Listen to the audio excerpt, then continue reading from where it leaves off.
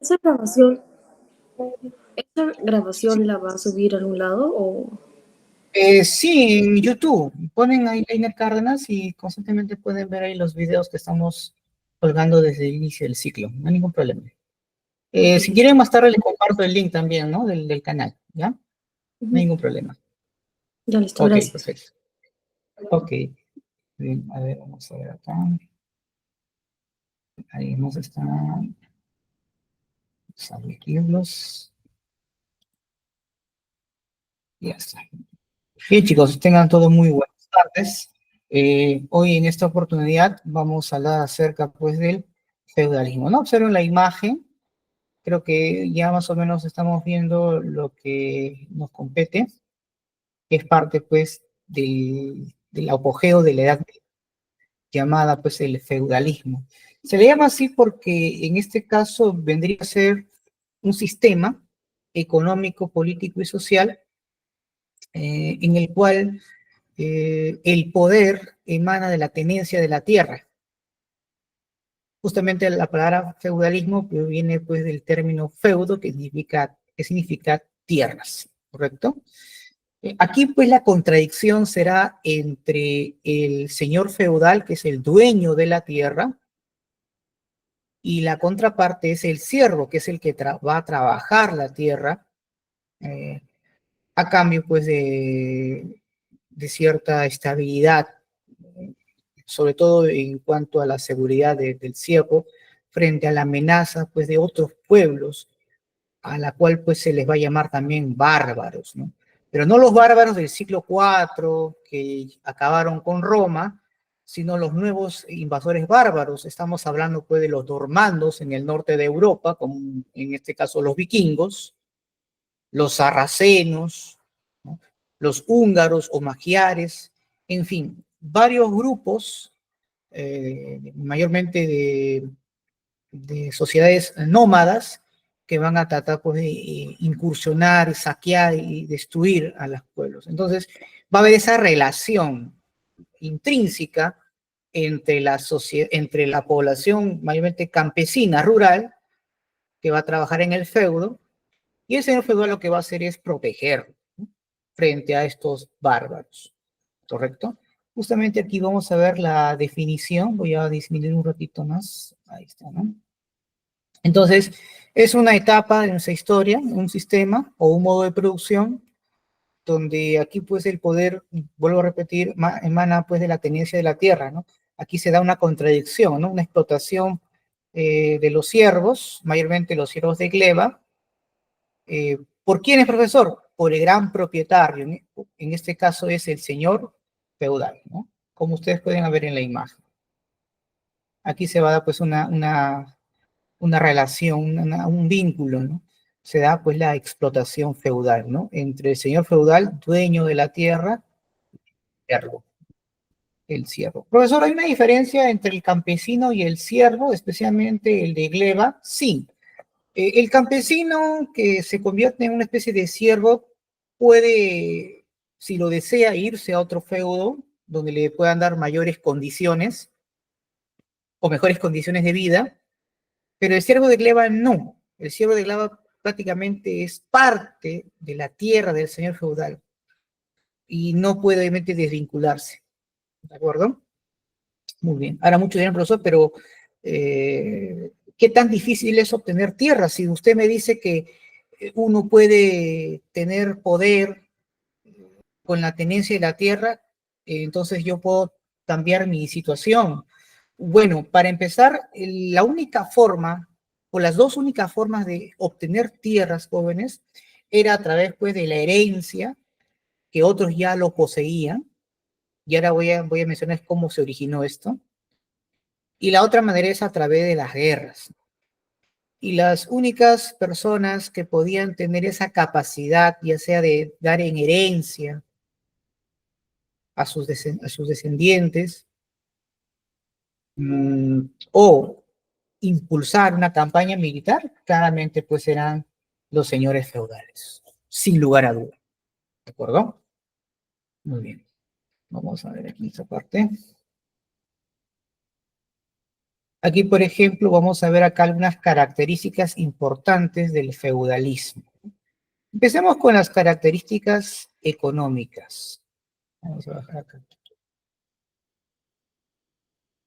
Miren, algo que es muy importante en el mundo del feudalismo era que la principal actividad, por no decir la única en realidad, porque le van a dar mucha importancia, es la agricultura.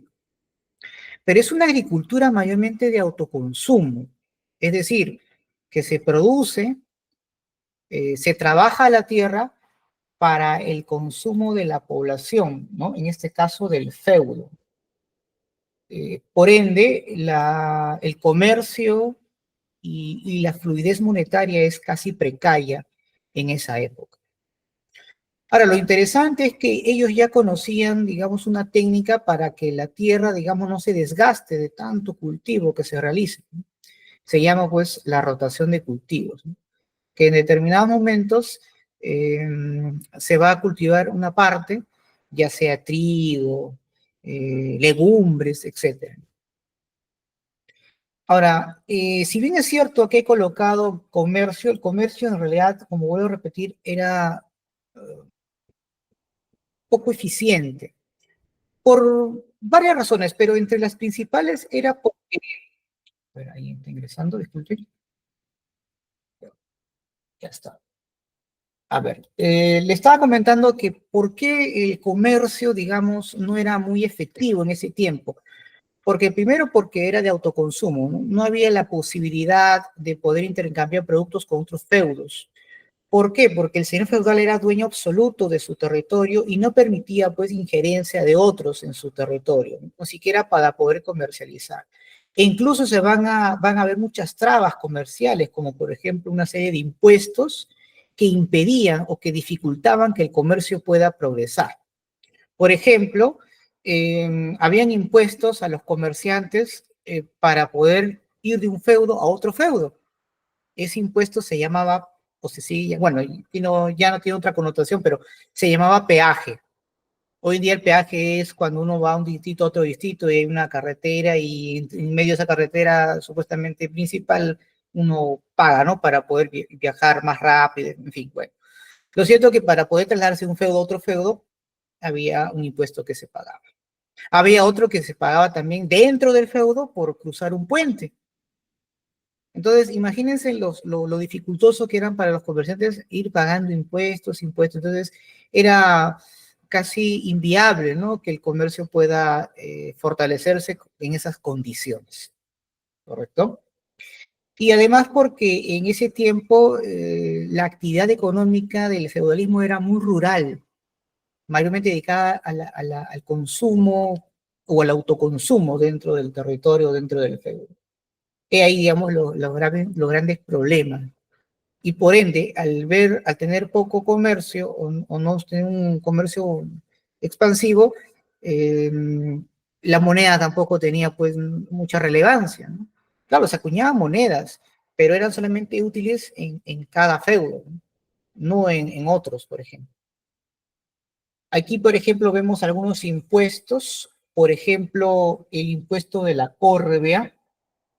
Profesor, ¿y este impuesto qué significa? Bueno, mayormente el señor feudal otorga ciertas tierras de menor calidad a sus siervos para que trabajen en esas tierras y el excedente obviamente va en beneficio del señor feudal. Pero hay otras tierras de mejor calidad del señor feudal en el cual el siervo está obligado a trabajar en ellas como una forma de impuesto, ¿no? Obviamente hablamos pues que no hay una retribución, no hay un pago a ello, ¿correcto? A eso pues se llama la córrega, ¿correcto? Esto viene bastante del examen de admisión cuando se habla de los impuestos, entre ellas pues es la córrega, ¿de acuerdo? Muy bien. Ah, profesor, ¿y cómo se llaman esas tierras que el señor feudal le otorgaba al siervo? Se llamaban mansos, ¿correcto? Eso también he visto algunos exámenes de admisión que vienen, ¿no? Con respecto a ese tipo de, de obsequio que le da el señor feudal en la cual le entrega esas tierras. Pero ojo, esas tierras al final pues no son del siervo, sino son del señor feudal, en el cual se les está arrendando o se está dando mientras vive en el feudo. ¿De acuerdo? El censo obviamente es una forma también de pago en función pues a los productos obviamente que va obviamente a tener obviamente el cierre, ¿no? Recuerden que el censo es un instrumento en el cual uno puede medir la cantidad o los recursos que dispone una persona, ¿no? En función a ella, uno puede saber pues lo que posee, ¿no? En la antigua Roma, por ejemplo, era muy importante el censo, ya que de esa manera el Estado romano podía saber en cierta manera cuánto de patrimonio posee, ¿no? O riqueza el ciudadano romano. Mientras más riqueza posee, más impuestos paga. Tenemos también pues otro impuesto que es la talla, la banalidad. La banalidad, por ejemplo, es algo bien importante porque esa también es una de las trabas comerciales, ¿no? Por ejemplo, cuando el campesino, el siervo, mayormente el campesino libre quería obviamente realizar una actividad fuera o aparte pues de su actividad agrícola, ¿no? En este caso, por ejemplo, panes o algo, no podía utilizar pues su propio molino o horno, sino que tenía que alquilarle al señor feudal. O sea, no podía obviamente realizar otra actividad que no fuese la actividad agrícola. Y si lo hacía, tenía que pagar un impuesto por utilizar ese producto, ¿no? En este caso, un molino. La pernada es un impuesto muy controversial, que si bien no fue una obligación, pero se sabe que existió, sobre todo obviamente en Europa. ¿Y qué es la pernada, profesor? Es un impuesto en el cual el señor feudal se queda con la novia en la primera noche de bodas, ¿correcto? Es una forma también de imponer en cierta manera. Ahí, por ejemplo, los jóvenes campesinos, cuando querían casarse, más que pedir permiso a los padres, pedían permiso al señor feudal. Y mayormente el señor feudal tenía el derecho, por así decirlo, de que en la primera noche de bodas pasaba pues con el señor feudal y no con el novio, ¿de acuerdo? La famosa pernada.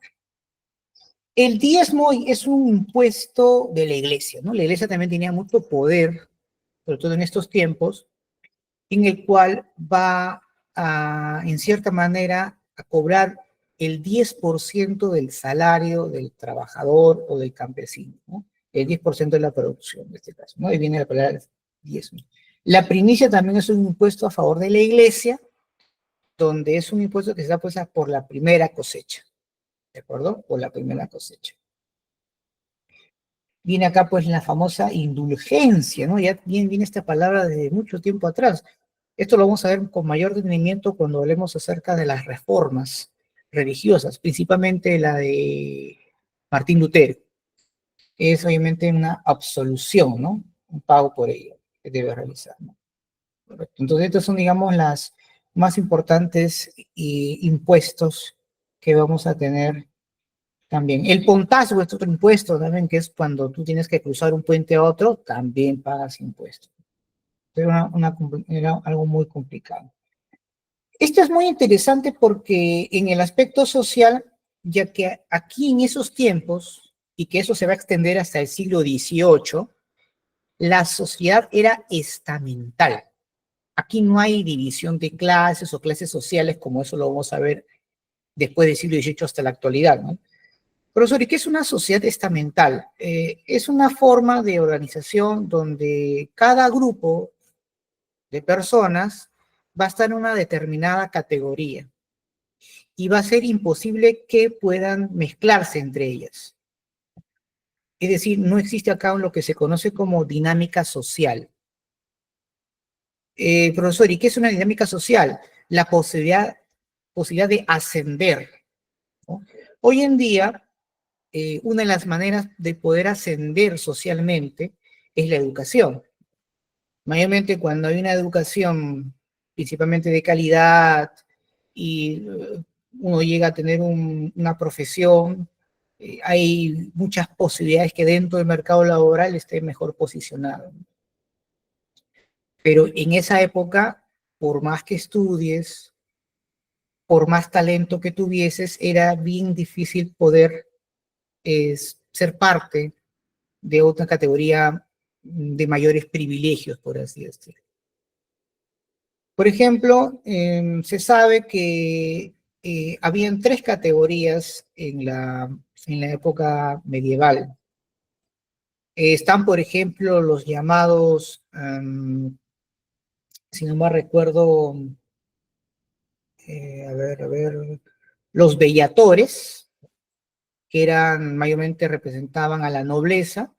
Su principal actividad pues era la caballería, las campañas militares, gobernar el feudo, ¿no? Ellos mayormente representaban pues los señores feudales, ¿no? O los reyes en este caso. Y algunos nobles, ¿no? Marqueses, duques, condes. Eh, Ellos eran pues los famosos bellatores. Los oradores representaban pues a los grupos más grandes de la iglesia, obispos, cardenales, e incluso hasta el propio papa. Hablamos pues del alto clero, ¿de acuerdo? Y por último, la última categoría eran los llamados laboradores, que eran en este caso los campesinos o siervos. Aquí más o menos he querido un poco dividir, no en categorías, pero más o menos reconocer a quienes pertenecían, quiénes eran los del alto clero, que muchos de ellos pues eran señores feudales que tenían vínculos con la iglesia, los líderes de la iglesia romana apostólica, como los papas, obispos, arzobispos, cardenales. Aquí pues no entran pues los sacerdotes, los monjes franciscanos, para nada.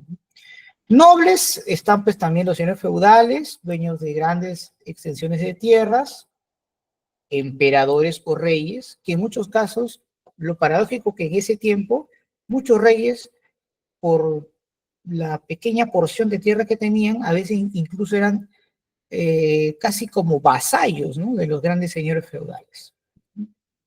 Tenemos acá pues a los condes, duques, marqueses, que también eran parte pues de la nobleza, ¿no? Los llamados bellatores. Y por último tenemos pues a los siervos, ¿no? Que era pues mayormente la población campesina que otorgaba su fuerza de trabajo, ¿dónde? En el feudo. Entonces, así obviamente era la sociedad durante el feudalismo, ¿de acuerdo? El feudalismo. Vamos a ver acá las famosas, o en este caso, lo que es la categoría o característica en el ámbito político, ¿no? Ahí, por ejemplo. Vemos aquí, por ejemplo, una relación. Bueno, en realidad van a haber dos tipos de relaciones, ¿no? Una relación servil, lo que se conoce como la servidumbre, una relación de servidumbre, ¿no? Y una relación vasallista, o en este caso vasallática, ¿no? El vasallaje en este caso. Vamos a ver acá un poco acerca de la relación del vasallaje. Acá va a haber una relación también intrínseca entre el señor feudal y el vasallo. Profesor, ¿el vasallo es el mismo que el siervo, que el campesino? No.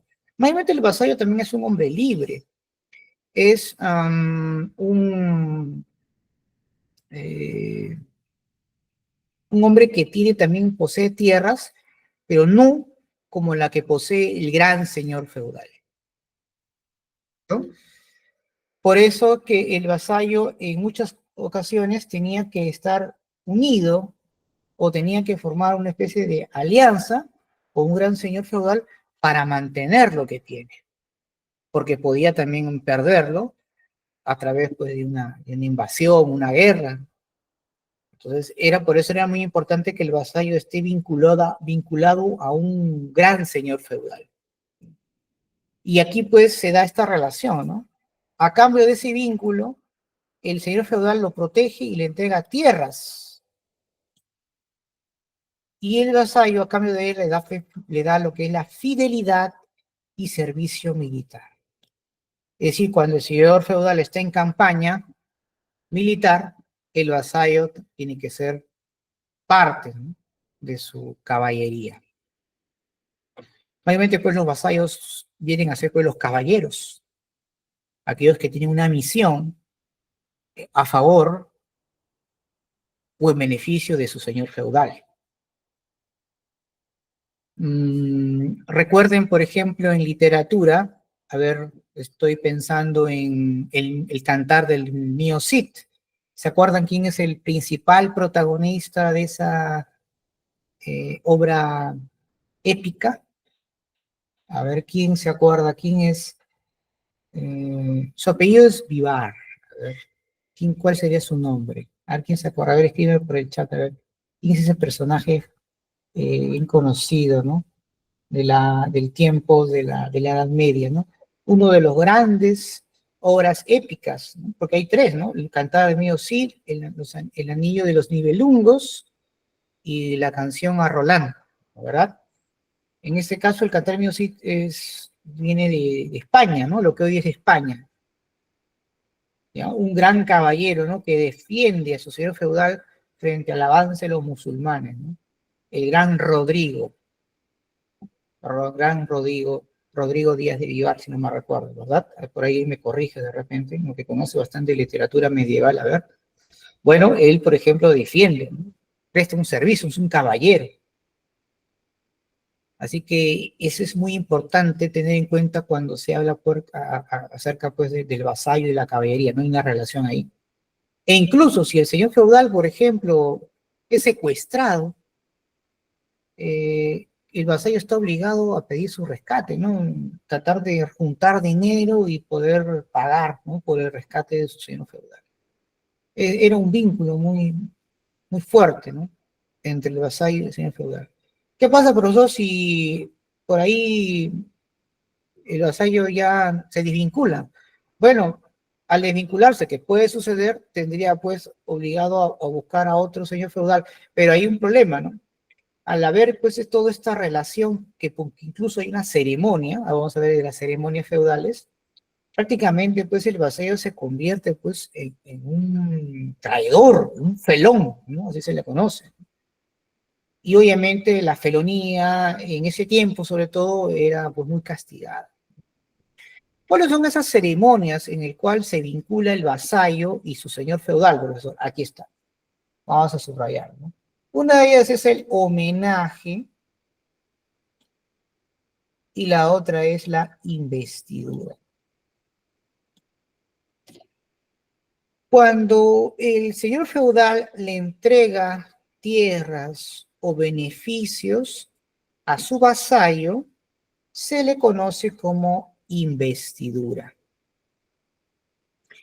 Y cuando el vasallo jura fidelidad ante su señor feudal y da servicio militar, se le conoce como homenaje.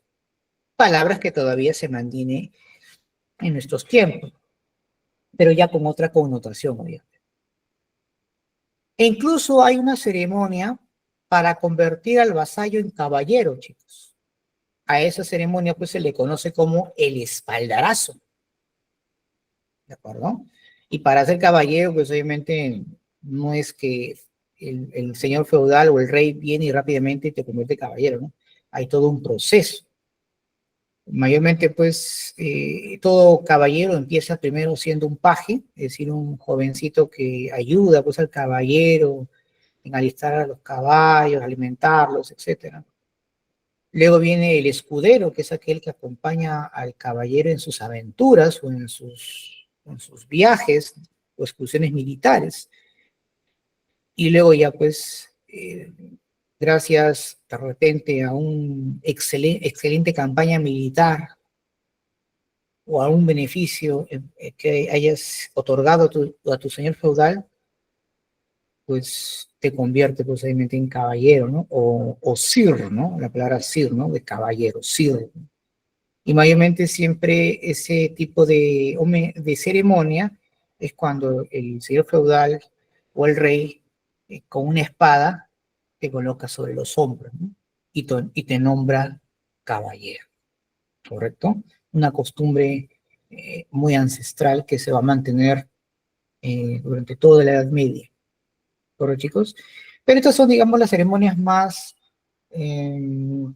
más recurrentes o que vienen más en los exámenes de admisión, ¿no? Lo que es el homenaje y la investidura. ¿Sí? Bien. Vamos a continuar aquí.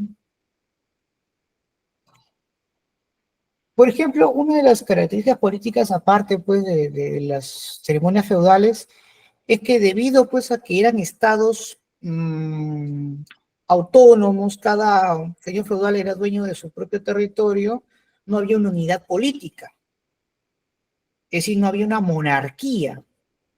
Y como estaba pues rodeado Europa estaba fragmentada en pequeños estados feudales, por si queremos llamarlos así, estados, estaba obviamente compuesto por mayormente por señores feudales, cada uno dueño de su feudo. Por eso es que se le conoce la llamada poliarquía, ¿no? Ausencia de un poder central, ¿no? No hay un monarca. Prácticamente en ese tiempo el rey pierde poder ante los nobles, debido pues a las constantes entregas de tierras que éste realizaba a cambio de mantenerse en el poder y evitar pues que otros puedan ocupar sus tierras. Por eso justamente les mencioné que la única manera de obtener tierras era a través de herencias, entregas como las que daba el rey, y la otra era a través de las campañas militares. Pero ¿cómo esto se origina? Bueno, esto para ello, pues, remontémonos hasta tiempos del Imperio Carolingio, donde el emperador, pues, para mantener el control de sus tierras, necesitaba el apoyo de funcionarios que controlasen o gobernasen ese gran imperio. Ahí ya pues aparecen los duques, los condes, los marqueses.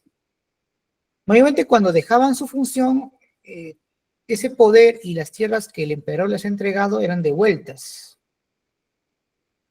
Pero luego, cuando ocurre la fragmentación del imperio carolingio, los reyes, para poder, digamos, mantener su prestigio, entregaban tierras a estos condes, duques, marqueses, a cambio de su fidelidad y que lo apoyen en sus campañas militares contra sus enemigos. Pero luego estos, al alcanzar cada vez mayor poder debido a esas tenencias de las tierras, imponen una ley. Esta ley es la llamada, si no me recuerdo, el de Kirsey, ¿no?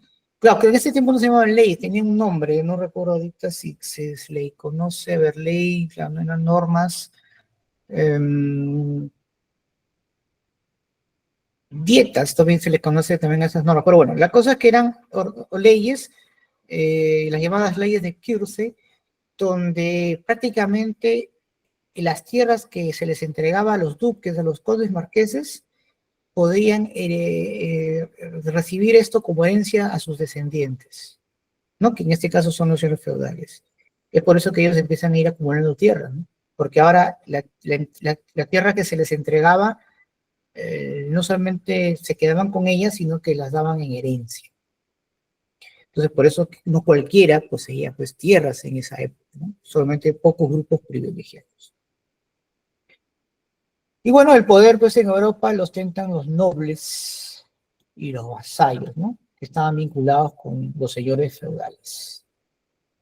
Aquí, por ejemplo, vemos una imagen de un caballero templario, ¿no?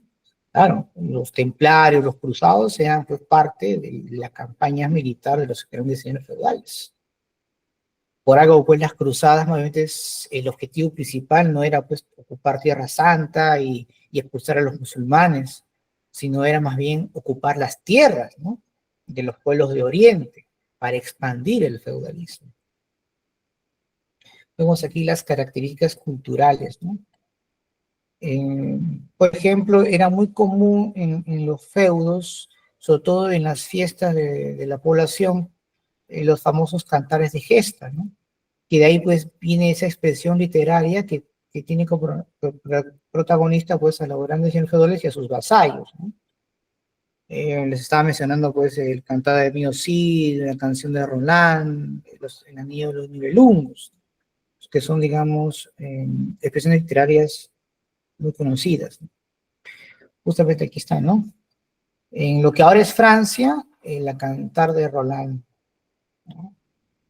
Lo que ahora es Alemania, el cantar de los Nibelungos, el famoso Siegfried, ¿no? Recuerden el protagonista Siegfried, y en España, o lo que ahora es España, Encantada de Mí. Lo digo así, chicos, porque ya en esa época todavía no existían estados-naciones modernas, ¿no? No existía Francia como tal, ¿no? Alemania, incluso Alemania, recuerden que nace en el siglo XIX, como Alemania, ¿no? Como estado-nación, el imperio alemán. España recién empieza ahí formándose luego de las invasiones a América, ¿no? El Estado español, ¿no? Y lo mismo pasa con Francia, ¿no? Otra característica importante de esta época, sin lugar a duda, chicos, es la arquitectura, ¿no? La arquitectura, obviamente, que se va a dar en esos tiempos, como los castillos de estilo romántico, vemos aquí a los monasterios, o los estilos góticos, o también llamados ojival, ¿no? Las famosas catedrales, que es bien conocida en esos tiempos. Uno de los más famosos, por ejemplo, en Francia, la Catedral de Notre Dame, por ejemplo. Muy bien. Y en cuanto a universidades, que obviamente aparece ahí también, recuerden que las universidades se dan también claro, a mediados de la Edad Media, como por ejemplo las de Oxford, Inglaterra, tenemos pues la Sorbona en Francia, y la Universidad de Bolonia en Italia, ¿no? Las más antiguas realmente están entre esos países, ¿no? En el caso de América, la universidad más antigua de América pues no está en Estados Unidos, no está en Brasil o en México, están aquí en Perú, ¿no? La Universidad Nacional Mayor de San Marcos, ¿no? La universidad más antigua de América. Claro que en el ranking mundial son otras las que están en el top, ¿no? Mayormente estadounidenses y europeos.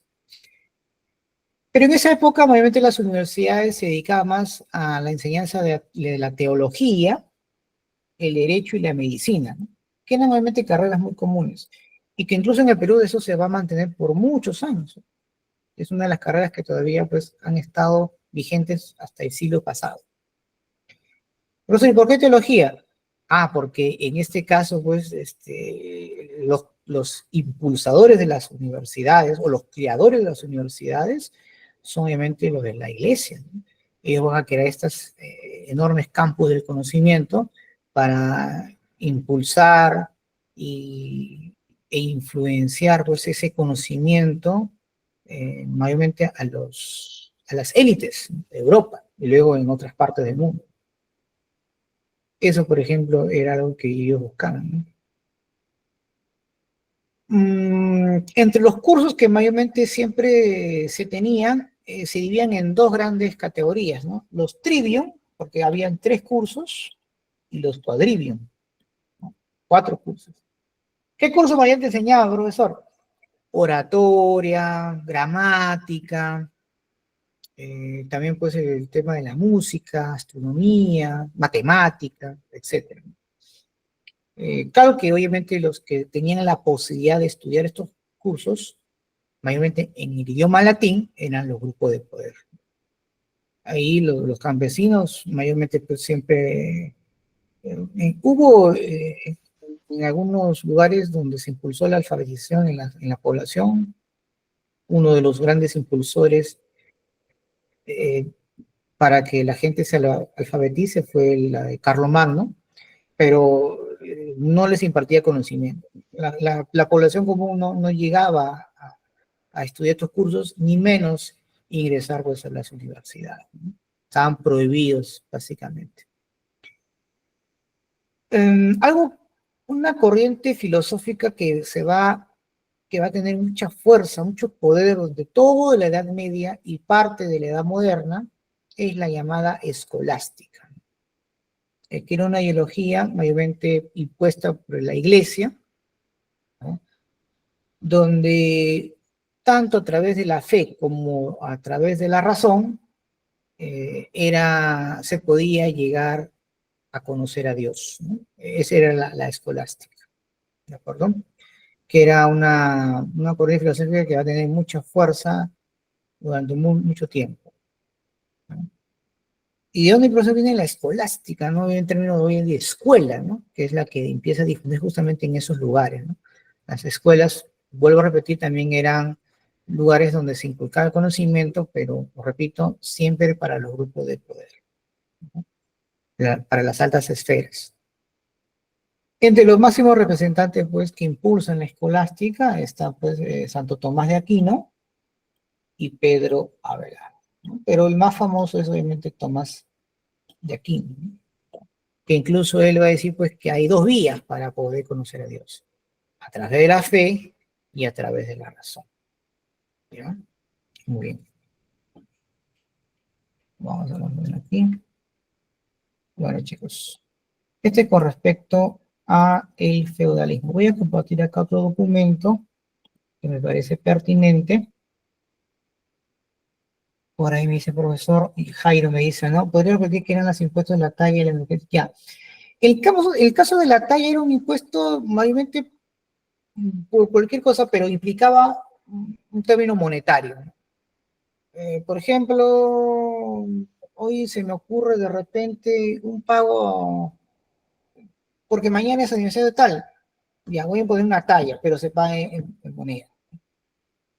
En el caso de la indulgencia es un pago para absolver algún tipo de delito que hayas cometido, entonces tú pones, por ejemplo, en la Iglesia Católica mayormente era muy común eh, pagar, por así decirlo, a la Iglesia por los pecados que uno había cometido. Entonces, para limpiarte pues de esos pecados y que vayas al cielo libre de todo pecado, pues pagabas un monto a la Iglesia y que con eso te librabas de los pecados que habías cometido. Obviamente los grandes grupos de poder que tenían unos recursos pagaban todas las indulgencias que quisieran, ¿no? Con tal de salvarse eh, del infierno. Entonces, eso, por ejemplo, era, ¿no? Y la iglesia, pues, amasa fortuna justamente gracias a las indulgencias, ¿no? Pues, padre, he pecado. Bueno, hijo, bueno, has pecado dependiendo, pues, qué tanto tu pecado es, vas a pagar un determinado impuesto, ¿no? En este caso, la indulgencia. Una indulgencia para salvar tu pecado. Si tú consideras, pues, que has pecado o que has pecado muchas veces, pues pagas obviamente la indulgencia de acuerdo obviamente al pecado que has tenido, ¿no? Entonces uno creía pues que ya se había librado, su alma estaba bien con Dios, ¿no? Entonces eso, por ejemplo, algo que la iglesia siempre pues procuró, ¿no? De mantener, ¿no? ¿Quieres ir libre? ¿Quieres estar con Dios, libre de todo pecado? Indulgencia. Por eso es que el Martín Lutero, por ejemplo, una de las justificaciones que él da, o un pretexto para atacar a la Iglesia Católica, por así decirlo, era acusarlos pues de que lucraban con las indulgencias. Pero las indulgencias mayormente pues las pagaba por la gente que tenía mucho dinero, ¿no? Rara vez pues eran gente que tenía escasos recursos económicos. Entonces, esos, digamos, eran los impuestos que se pagaban en esa época, ¿sí?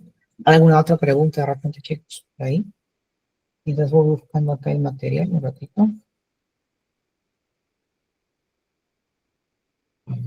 Eso está. ¿No?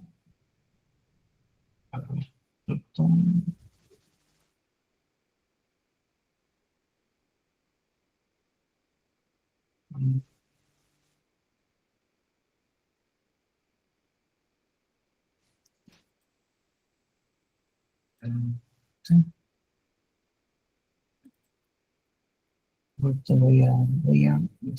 Vamos a hablar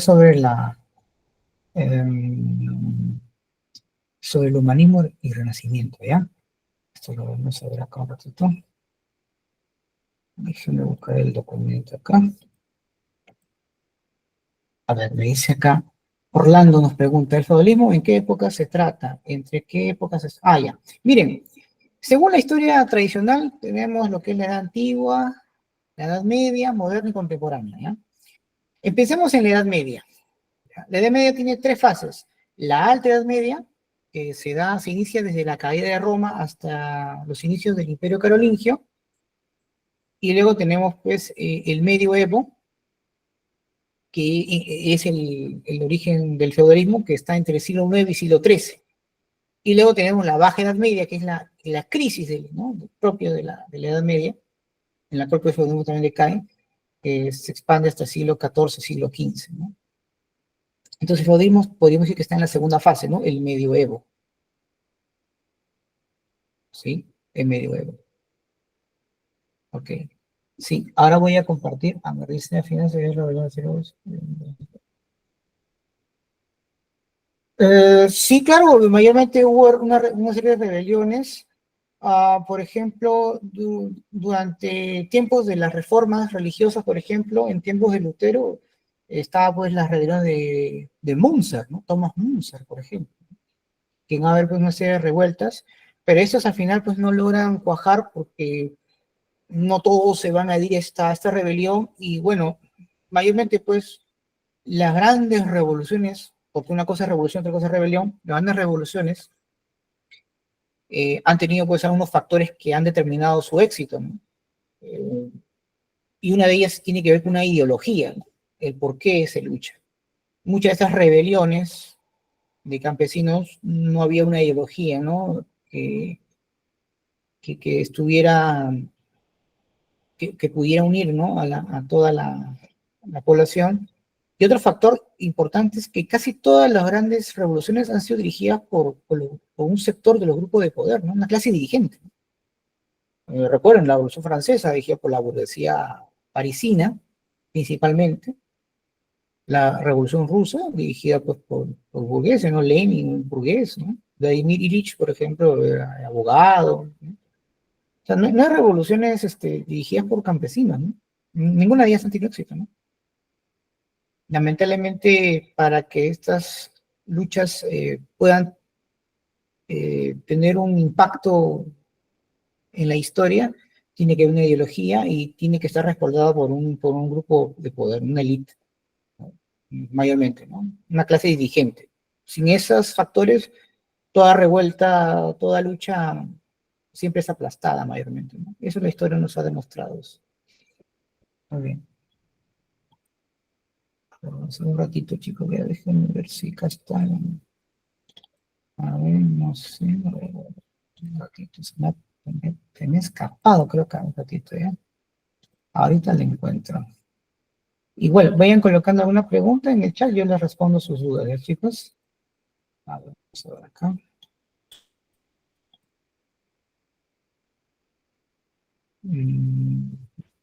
Ya, creo que aquí lo voy a encontrar un ratito.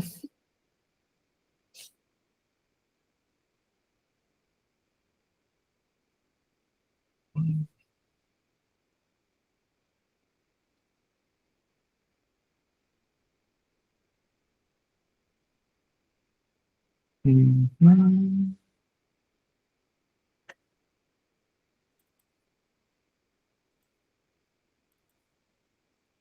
A ver, hay un compañero que está ingresando, ¿verdad? Sí, ok.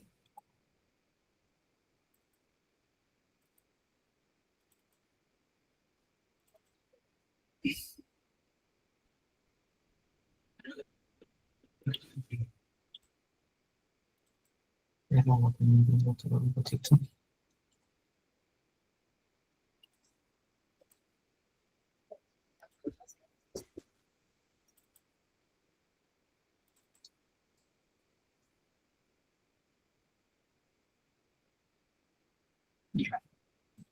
Justamente vamos a ver esta parte, que es el medioevo, que es la segunda fase de la Edad Media, que es donde se enfoca el feudalismo, y eso lo voy a compartir con ustedes, chicos, un ratito, acá está. Ya está. Voy a compartir con ustedes. No sé si lo pueden apreciar. Voy a disminuir un ratito más el PDF. Ahí está, ¿no? El medioevo, ¿no? Que es obviamente el feudalismo, ¿no? Que se da pues entre el siglo IX y el siglo XIII, ¿ya? Es la etapa más álgida de la Edad Media, por así decirlo. Ahora, cuando nosotros queremos dividir la historia bajo un punto de vista económico y social, básicamente se habla del feudalismo. No se toca el tema de la Edad Media. Algunos historiadores no prefieren dividir la historia de esa manera, ¿no? Nosotros en este caso, debido a los términos que se usan mayormente en los ciclos pre, todavía definimos eso, ¿no? Edad Media. Pero ya cuando estás en la universidad y hay otra connotación, hay un conocimiento mucho más específico y se prefiere llamar, ¿no?, feudalismo, si queremos estudiar la historia bajo un punto de vista económico y social, ¿no? Vamos a bajar aquí esta parte para que tengamos una idea de lo que entendemos por medioevo, ¿no? Es la segunda época de la Edad Media, la segunda fase, considerado pues como el momento principal, ¿no?, de dicho histórico, ¿no?, de dicho periodo histórico, ¿no? La época más álgida, como había mencionado, ¿no? Justamente es un periodo aquí donde se van a desarrollar pues las características clásicas de la Edad Media, ¿no? Con lo que hemos estudiado, ¿no? El feudalismo, la relación entre el señor feudal y el vasallo, el señor feudal y el siervo en este caso, ¿no? Claro, ¿no? Acá se produce pues el feudalismo, ¿no?, bajo un punto de vista institucional, ¿no? Muy bien.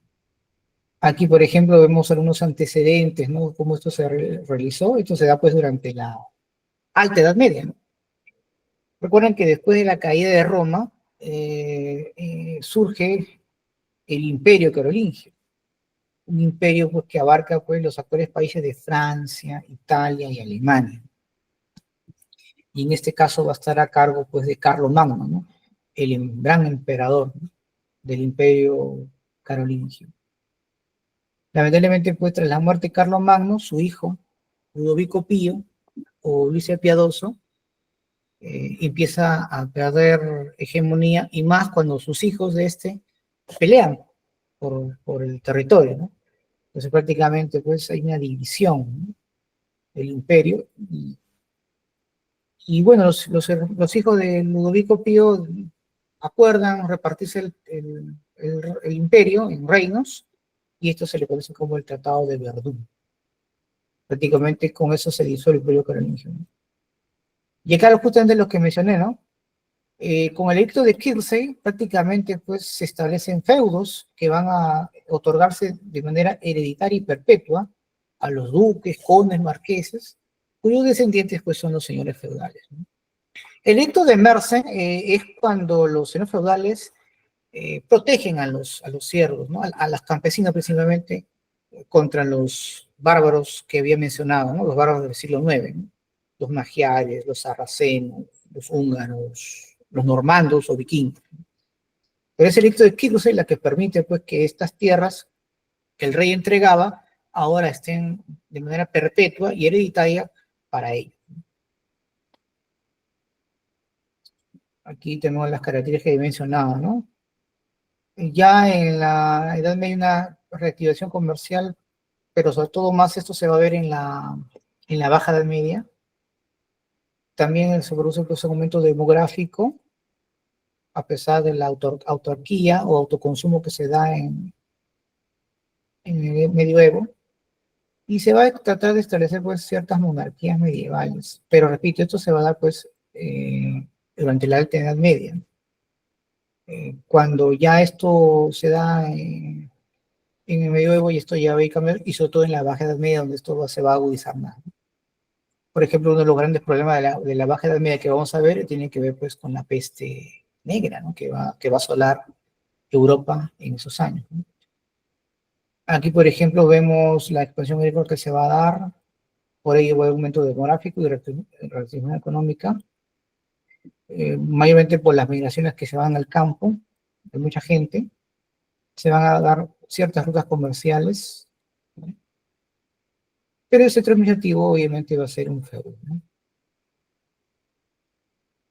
Mayormente, ¿dónde se dan las rutas comerciales? Obviamente en las rutas del Mediterráneo, Báltico y el norte. Está en otra ruta, por ejemplo, la ruta hacia el oriente, ¿no?, la famosa ruta de la seda, por ejemplo, que se va a dar en esos tiempos. En cuanto a artesanía, pues se van a formar gremios para proteger sus productos contra, mayormente, los grandes mercaderes que se van estableciendo, ¿no? Ahora, esta expansión agrícola, repito, se va a dar hasta también pues las nuevas técnicas que van a tener, ¿no? Como el arado de vertedera, como este aparatito que ven aquí, el molino de viento, la roturación de las tierras, como he mencionado, y la roturación pues trinal de los cultivos, ¿no? Que se va a dar cada cierto tiempo. Debido pues al comercio que se va a ir desarrollando, van a empezar pues a formarse los famosos mercados internacionales, dentro, obviamente, hablamos de Europa, y para proteger pues dichos productos, muchos de estos comerciantes o mercaderes van a formar ligas, ¿no? ¿Qué son las ligas? Pues unión de ciudades temporales que van a mantener esas rutas bajo un control prácticamente monopólico. Entre las principales rutas mayormente pues tenemos la ruta de Lombardía, la ruta lombarda, y la Liga Lombarda y la Liga Hanseática. Hay otra liga que no se menciona mucho, que es la Liga Hispánica, mayormente liderada por Cataluña. La Liga Hanseática reúne pues los pueblos del norte, ¿no? Lo que ahora es, por ejemplo, Suiza, Países Bajos, Alemania, y la Liga Lombarda a los estados italianos, como Venecia, Florencia, por ejemplo. En cuanto a la sociedad, como había mencionado, ya claramente les mencioné, ¿no? Que habían tres grupos, ¿no? El alto clero, la nobleza, el siervo, ¿no? El clero representaba la categoría de los oradores, los nobles a los bellatores y los siervos pues a los laboratores, ¿no? Pero ya obviamente cuando ya la Edad Media empieza pues a ir decayendo, mucho precisamente de la sociedad campesina, ¿ya? Se dirige pues a las ciudades, ¿no? Y son las zonas urbanas las que van a tener mayor preponderancia, ¿no? A la cual pues, se van a llamar estas ciudades burgos. De ahí surge la palabra burguesía, ¿no? Burguesía. Es surgimiento de la burguesía, ¿no? ¿Quiénes son los que van a pedir el surgimiento de la burguesía? Los artesanos y comerciantes, ¿no? Que van a empezar a amasar fortuna, ¿no? Y bueno, si no tienen tierra, obviamente busca protección en los gremios, ¿no? Y se van a dar acá pues las famosas herejías medievales, como por ejemplo los valdenses, en la cual proponen abandonar los bienes materiales, y los albigenses, ¿no? Que proponen prescindir de la jerarquía de la iglesia, ¿no? Pero obviamente ellos van a ser pues castigados, ¿no? Castigados completamente, mayormente pues quemados en la hoguera, ¿no? Porque obviamente atentar contra los principios de la iglesia era pues algo imperdonable. Y bueno, más o menos ya cuando la edad media pues se está desarrollando, empiezan a establecerse pues ciertas monarquías medievales, ¿no? Ahora, pues, chicos, disculpen, un par de minutos, por favor.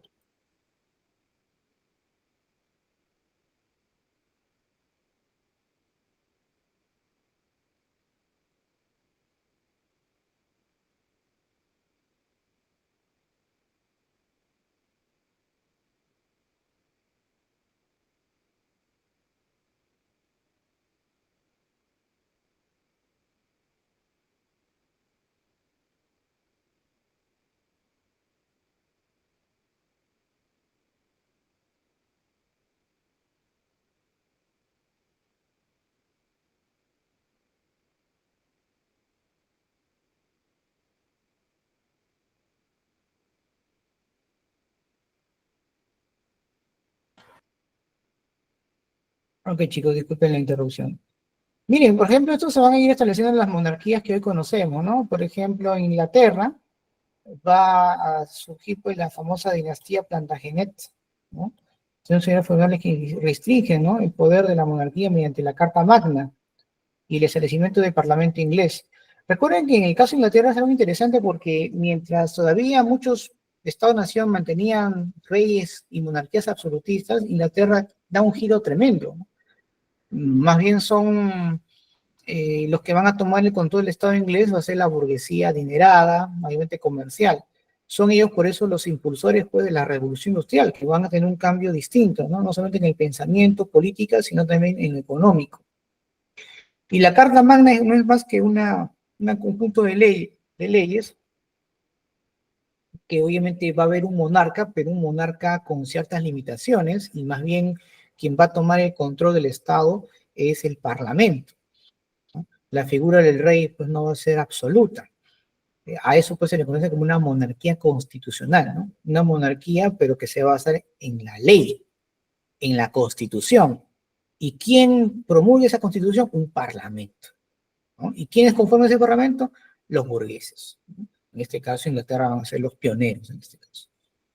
En el caso de Francia, esto va a demorar todavía siglos, ¿no? Cuando estalle todavía la Revolución Francesa, en 1789, ¿no? Estamos hablando pues siglos después. En Francia surge pues la dinastía de los Capeto, ¿no? Que heredan pues la fragmentación política de los carolingios, pero luego estos también van a hacer una transformación. Francia va a sufrir una serie de cambios, sobre todo en el aspecto político, hasta dar pues otras nuevas dinastías, ¿no? Como los Valois y los últimos, los Borbones, ¿no? Que van a extender su poder hasta el siglo XVIII, ¿no? Y el último rey Borbón que cae es obviamente Luis XVI, ¿no? Con la Revolución Francesa. En el caso de Inglaterra, pues hay otras dinastías que van a ir teniendo mucha hegemonía, ¿no? Están, por ejemplo, los Tudor, pero actualmente lo curioso es que la monarquía inglesa no son originarios justamente de ese país, ¿no? Hoy en día la monarquía inglesa en realidad, o británica, sus descendientes, perdón, sus antepasados, pues vienen del otro lado, ¿no? En este caso, mayormente, si no me recuerdo, los Países Bajos, ¿no? Eh, lo que ocurre es que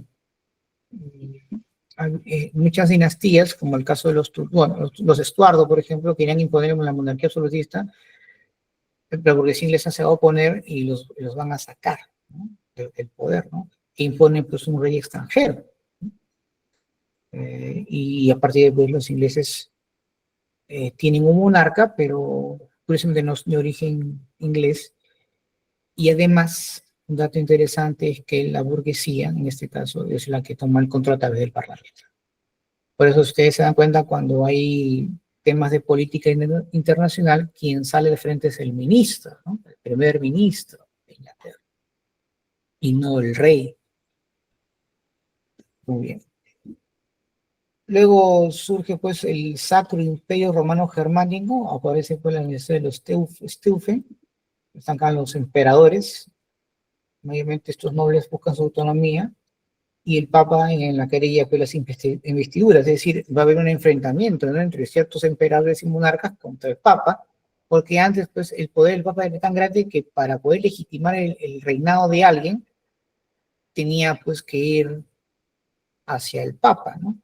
Para que lo bendiga, por así decirlo, ¿no? Y acá hay un rey muy conocido, ¿no? Que va a ser emperador del Sacro Imperio Romano Germánico, ¿no? El famoso Carlos, ¿no?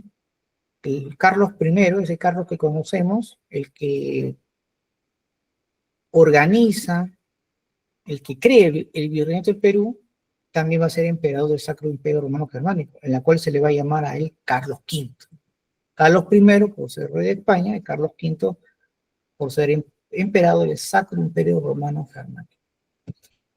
Y el caso de España es interesante porque aquí, luego de 800 años de estar invadidos por los musulmanes, ellos se liberan, se da pues la famosa reconquista ibérica junto con Portugal, y pues los estados de Castilla, León, Navarra, Aragón, logran unirse, ¿no? Por ejemplo, la reina de Castilla, la reina Isabel, con el rey de Aragón, Fernando, juntan su reino, ¿no? Y luego dan nacimiento pues a España, ¿no? A España. Disculpen chicos, un ratito, un pequeño, disculpen la interrupción, un ratito.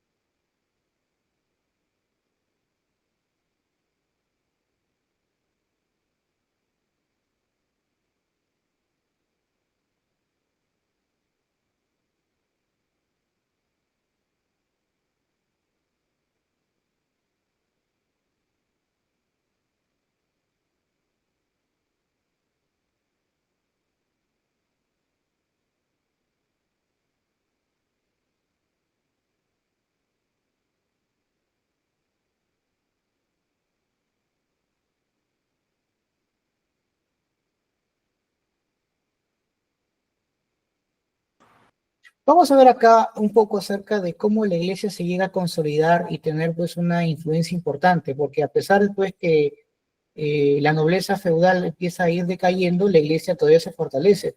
Obviamente porque va a tener cierto respaldo de la burguesía, de los monarcas que van a utilizar pues estas ideologías importantes que la iglesia va a tener, y eso en cierta manera hace que la iglesia todavía perdure como institución. Vamos a ver acá. Bueno, un problema que van a tener pues entre los monarcas y la iglesia es la famosa querella de las investiduras, ¿no? Esto empieza primero una lucha de poder entre el Papa Gregorio VII y el emperador pues Sacro Imperio Romano Germánico Enrique IV, ¿no? Pero ¿cuál es la causa? Pues el poder de nombrar autoridades religiosas, ¿no?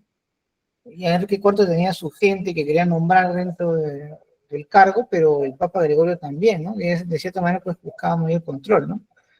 Al final, ¿cuál va a ser la consecuencia con esta lucha? Bueno, va a haber una especie de acuerdo, ¿no?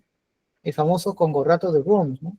En la cual pues se establece que solo el Papa puede entregar las investiduras, ¿no? Y al final, pues la Iglesia gana la partida por ese lado. Se van a dar pues las famosas órdenes mendicantes, como el caso de los franciscanos, que es una orden religiosa, cuyo principal lema era abandonar pues la riqueza material, o sea, la propuesta de los 11 franciscanos. Este es pues en honor pues al San Francisco de Asís. Y viene pues la orden de los dominicos, que es la primera orden que llegó acá al Perú, ¿no? ¿Se acuerdan del padre Valverde? En todo caso lo vamos a recordar cuando hablemos del encuentro entre los españoles y Atahualpa. Ya. El padre Valverde es pues, de origen dominico, ¿no? Y es el que le lee pues, el requerimiento. E incluso los que instituyen, los que van a instituir la Santa Inquisición son los dominicos, ¿no? Es una orden religiosa que se encargaría pues, de la Inquisición, ¿no? Aquí vemos una imagen que va a sufrir Europa en esos siglos, ¿no? Casi en la Baja Edad Media, ¿no? ¿Ve? ¿Esto qué representa, chicos? La muerte. Vamos a ver un poco acerca de la crisis del siglo XIV y XV, que es la Baja Edad Media. En este caso, vemos cómo se va a estancar, ¿no? La actividad agrícola, va a haber pues, mucha hambruna, desolación. Posiblemente hubo ahí un cambio climático que permitió pues que las cosechas fueran improductivas, posiblemente una pequeña edad de hielo. Y bueno, lamentablemente por el comercio que se establecía con Oriente, muchos de ellos no hay pues una serie, o no hay un cuidado de salud, de seguridad pública, se expande pues por los principales puertos de Europa una peste, ¿no? Una enfermedad, ¿no? La llamada peste bubónica o peste negra, que va a matar a las 3/4 de la población europea, ¿no? Por otro lado, se establecen las llamadas monarquías modernas, como es el caso de Inglaterra, ¿no? Con los Tudor, España, con los reyes católicos, Isabel y Fernando, y en Francia, ¿no? Primero con los Valois y posteriormente con los Borbones. Y en el aspecto cultural, pues la escolástica sufre una crisis, ¿no? Porque se va a imponer una nueva ideología mayormente promovida por la burguesía, como es el caso del humanismo. Posteriormente viene el racionalismo de René Descartes y finalmente la ilustración, que es al final el que vence pues esta corriente filosófica de la escolástica. Por ejemplo, ¿por qué se dio un estancamiento económico, perdón, agrícola, profesor? Bueno, básicamente por el descenso productivo, ¿no? ¿Por qué? Por el gas de las tierras cultivables, a pesar que conocían pues las técnicas de rotación, ¿no? Ya eran muy eriazas. El cambio climático, lo que mencioné, ¿no? Regular las lluvias, ¿no? Obviamente pues ellos dependían bastante de ese tipo de fenómeno o de condición atmosférica, pero también por las bajas temperaturas y los malos cultivos, malas cosechas, pues, ¿no? Se produce pues el fin de la roturación de las tierras que alcanzó pues su límite en toda Europa. Eso, por ejemplo, Por esa razón se dio un estancamiento agrícola. Y recuerda pues que había una población que vivía en aumento. El aspecto social, bueno, la peste negra, ¿no?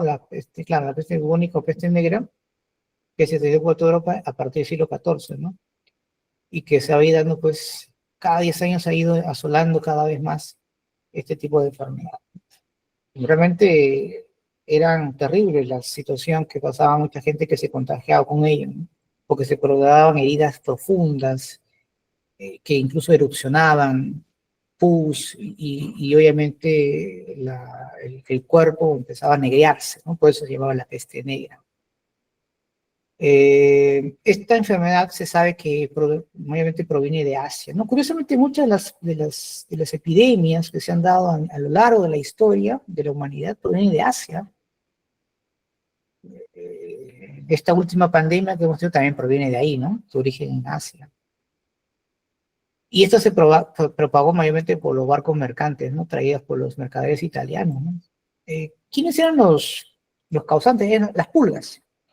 Pero los que transportaban a las pulgas, ¿quiénes eran? Las ratas, ¿no? Que iban en los puertos, ¿no? Entonces eso se expandía. Y, y mató mucha gente, ¿no? Provocó prácticamente, miren, ¿no? 30 y 40% de la población europea en esa época, ¿no? O sea, es bastante, ¿no? Terrible. ¿Quiénes fueron los mayores afectados? Las ciudades, ¿no? Mayormente con la población asignada en los puertos, ¿no? Pero tuvo un menor efecto en los campos, ¿no? Donde se escapaba la población, ¿no? Entonces, mientras la población esté más aislada, era poco probable que el contagio se dé. Vemos acá pues algunas características de la política, ¿no? Luego de esta crisis, ¿no? De la peste negra, se da, por ejemplo, una guerra, ¿no? De varios años, ¿no? De 30 años, ¿no? La llamada Guerra de las Rosas. Ahora muchos dirán, profesor, ¿y por qué? ¿Por qué la Guerra de las Rosas? Bueno, porque había dos familias que cada uno representaba, pues, su símbolo de la familia, pues, representaba, pues, una rosa, ¿no? En este caso, uno de ellos eran los Lancaster, una familia poderosa, mayormente de origen feudal, y los York, ¿no? Van a pelear entre ellos, ¿no? Mediante por el control, ¿no? De ciertos territorios que en Inglaterra, ¿no?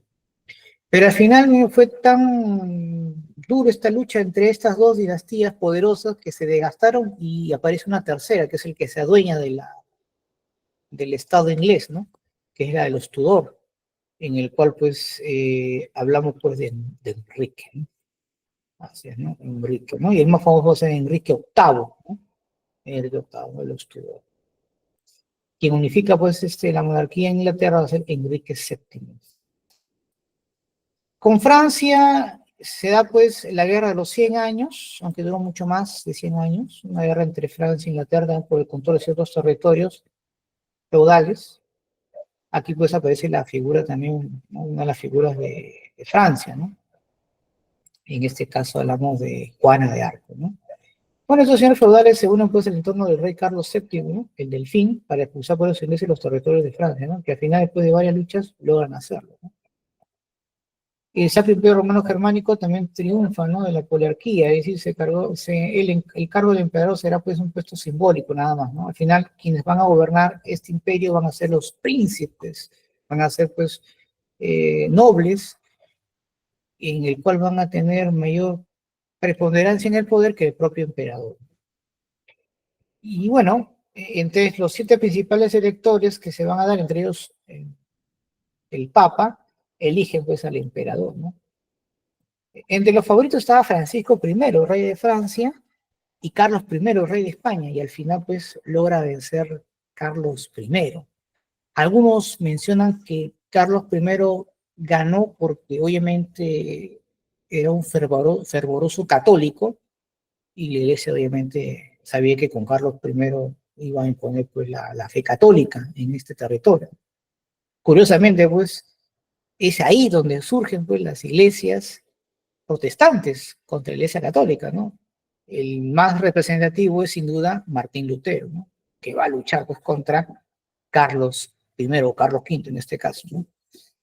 Y en España pues se pone fin a la guerra contra los musulmanes, a la cual lo llaman los moros, se da por la reconquista ibérica, ¿no?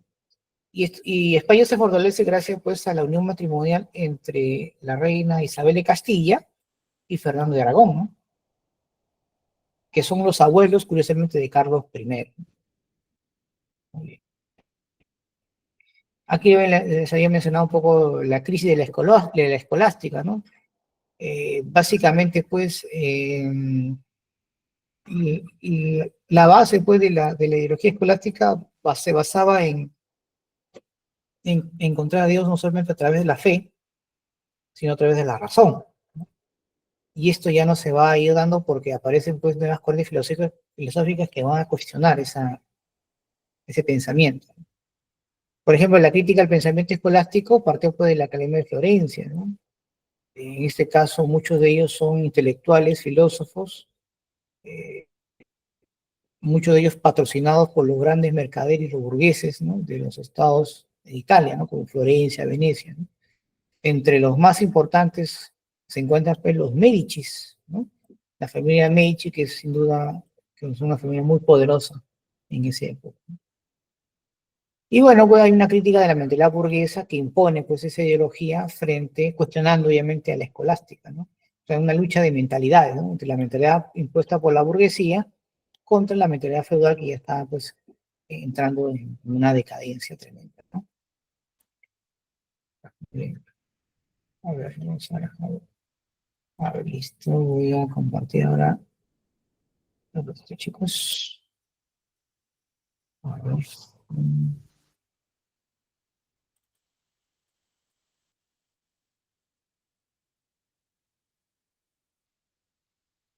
Ya está. Y bueno, luego de la Baja Edad Media entramos a un nuevo sistema, ¿no? En la cual pues ahora ya el feudalismo deja, se deja de lado y surge pues el capitalismo, ¿no? Pero en este caso pues el capitalismo en su primera fase, que es el capitalismo mercantil, ¿ya? Entonces, cuando el feudalismo pues entra en crisis, prácticamente en el siglo XIV, XV, empieza pues a surgir el capitalismo promovida pues, por la gran burguesía, ¿no? Y ahí pues prácticamente la tenencia de la tierra pues ya no era lo importante, sino ahora quién se apropia de los medios de producción. Y ahí pues ingresa pues como una gran, con un gran grupo de poder que poco a poco va a ir desplazando a la nobleza feudal, es la gran burguesía, ¿no? Profesor, ¿y por qué se llama mercantilismo, capitalismo mercantil? Bueno, el capitalismo tiene tres fases, chicos, o tres etapas, ¿no?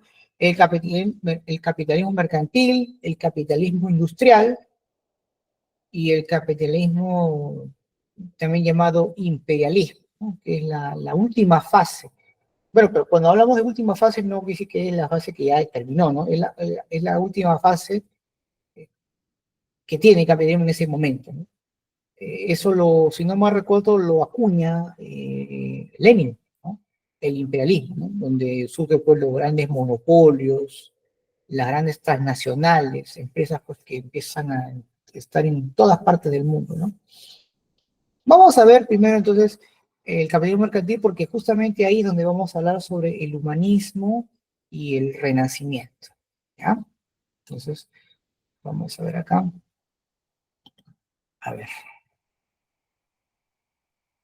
Vamos a ver un poco acerca de los antecedentes, ¿no? Cómo esto poco a poco va surgiendo el capitalismo mercantil. Bueno, si partimos pues de la división tradicional, eh, la Edad Media tiene tres fases, como mencioné, la Alta Edad Media, el Medioevo, que es el feudalismo, y la Baja Edad Media.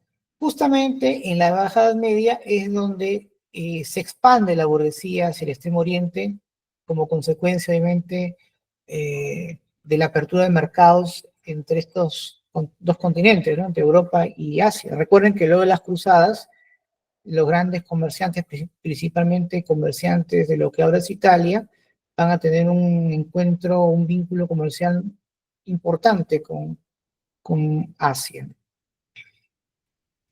Y bueno, gracias a la acumulación de la riqueza, producto del comercio, esta gran burguesía lo que va es expandirse a otras partes del mundo y afianzar su poder.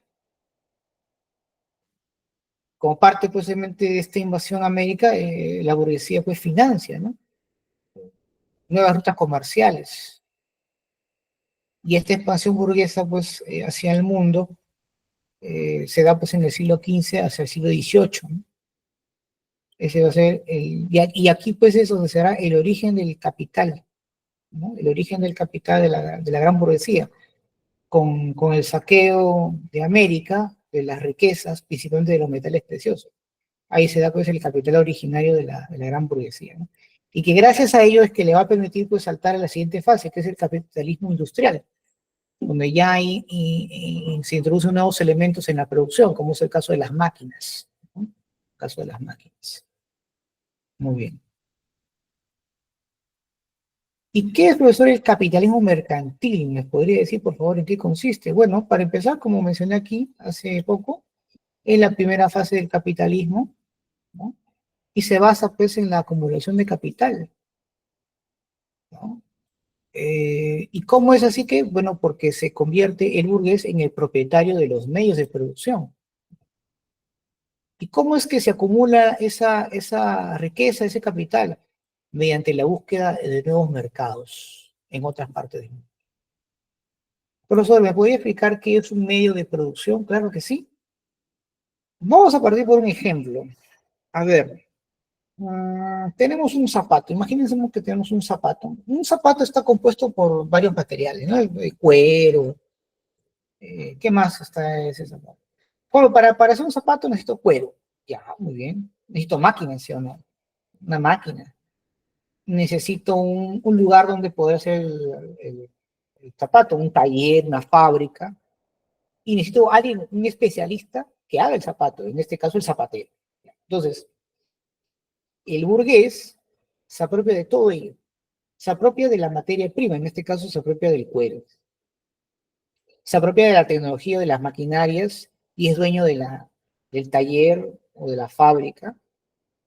Y también es dueño, en cierta manera, del zapatero o del trabajador a través de un salario que le pagan. Entonces, todo eso, por ejemplo, es los medios de producción, ¿no? Todos aquellos elementos que son necesarios para la producción, eso son los medios de producción. En el caso del producto es el zapato, ¿cuáles deben ser los medios? La fábrica, la tecnología, la maquinaria, la fuerza de trabajo, etcétera, etcétera, etcétera. Pero el éxito del burgués, que luego se llamará capitalista, no es el hecho de vender productos, sino de acumular, ¿no?, el capital a través, en este caso, del control primero de los medios de producción, de los mercados, y seguir invirtiendo, seguir invirtiendo. Karl Marx, por ejemplo, se cuestionó o se hizo una interrogante, ¿no? ¿Cómo es que el burgués, el capitalista, logra amasar fortuna? ¿Será porque vende mucho? ¿Porque tiene fábricas por todas partes en todas partes del mundo? No, se da cuenta que ahí, por ejemplo, dice, el capitalista eh, tiene el control de los medios de producción y además le paga un salario al trabajador. Pero sin embargo, la fuerza del trabajador, solamente la fuerza del trabajador, la fuerza de trabajo, le hace ganar enormemente cantidades de dinero al capitalista. Y ahí es donde Marx dice, ahí está el éxito del capitalista, ¿no? Aprovecha la fuerza de trabajo, solamente le paga un sueldo, pero no le paga esa capacidad o habilidad del trabajador en haberlo, pues, hecho o hacerle rico al capitalista con la venta de los productos que él realiza con su fuerza de trabajo, ¿no? Y Marx llama a esa diferencia plusvalía, que es lo que el capitalista no le contribuye al trabajador, ya que éste le hizo, pues, ganar grandes, en este caso, una gran cantidad de dinero como producto como consecuencia de la producción, ¿no? De diferentes artículos o bienes, ¿de acuerdo? Vamos a poner un ejemplo, para que más o menos tengan una idea, ¿sí? De lo que estamos hablando. Ya está entrando un tema de economía, pero es importante igual que se conozca. A ver, imaginemos que tenemos una fábrica. Vamos a dar el ejemplo de los zapatos, ¿sí? Tenemos una fábrica. Una fábrica. Perfecto. Tengo acá mi calculadora para no equivocarme en los números, ¿ya? A ver, un ratito. Ya, acá tengo acá mi calculadora. ¿Ya? En una fábrica, por ejemplo, necesito 20 trabajadores y tengo 20 máquinas, ¿no? Cada trabajador trabaja en una máquina. Ya. 20 trabajadores. Muy bien. Ojo, tengo 20 trabajadores. Imaginemos que a cada trabajador yo le pague 2.000 soles mensuales, trabajando solamente de lunes a viernes. ¿Cuánto sería mi costo? Vamos a multiplicar, ¿no? Tengo 20 trabajadores por 2.000. 40.000, ¿ya? Vamos a ponernos en soles, ¿ya? Para no equivocarme. 40.000 soles. Muy bien, 40.000 soles mensuales que yo debo pagar. Perfecto. Muy bien. Ahora, yo como empresario, yo necesito saber y debo conocer cuánto voy a vender los zapatos al mercado, porque en función de ello tengo que saber mis costos, en este caso mis costos fijos, ¿no? Porque hay otros costos que también debo asumir, como es el tema del uso de la máquina, ¿no? Por ejemplo, tengo que pagar electricidad, debo pagar de repente el equilibrio de la empresa, si no es mía, ¿no? Entonces son costos variables, ¿no? Se llaman costos variables porque estos costos van... Bueno, lo que es alquiler no es un costo variable, es un costo fijo, ¿no? Porque sé que mensualmente viene un precio, ¿no? Pero el tema de la electricidad y otros, eso va a depender de la producción, ¿no? Igual que la materia prima, en fin. Porque, ojo, yo soy dueño de la fábrica, soy dueño de la maquinaria, de la materia prima, etcétera. Entonces yo tengo más o menos ya ahí 40.000 soles que he invertido o que he hecho un gasto. Muy bien.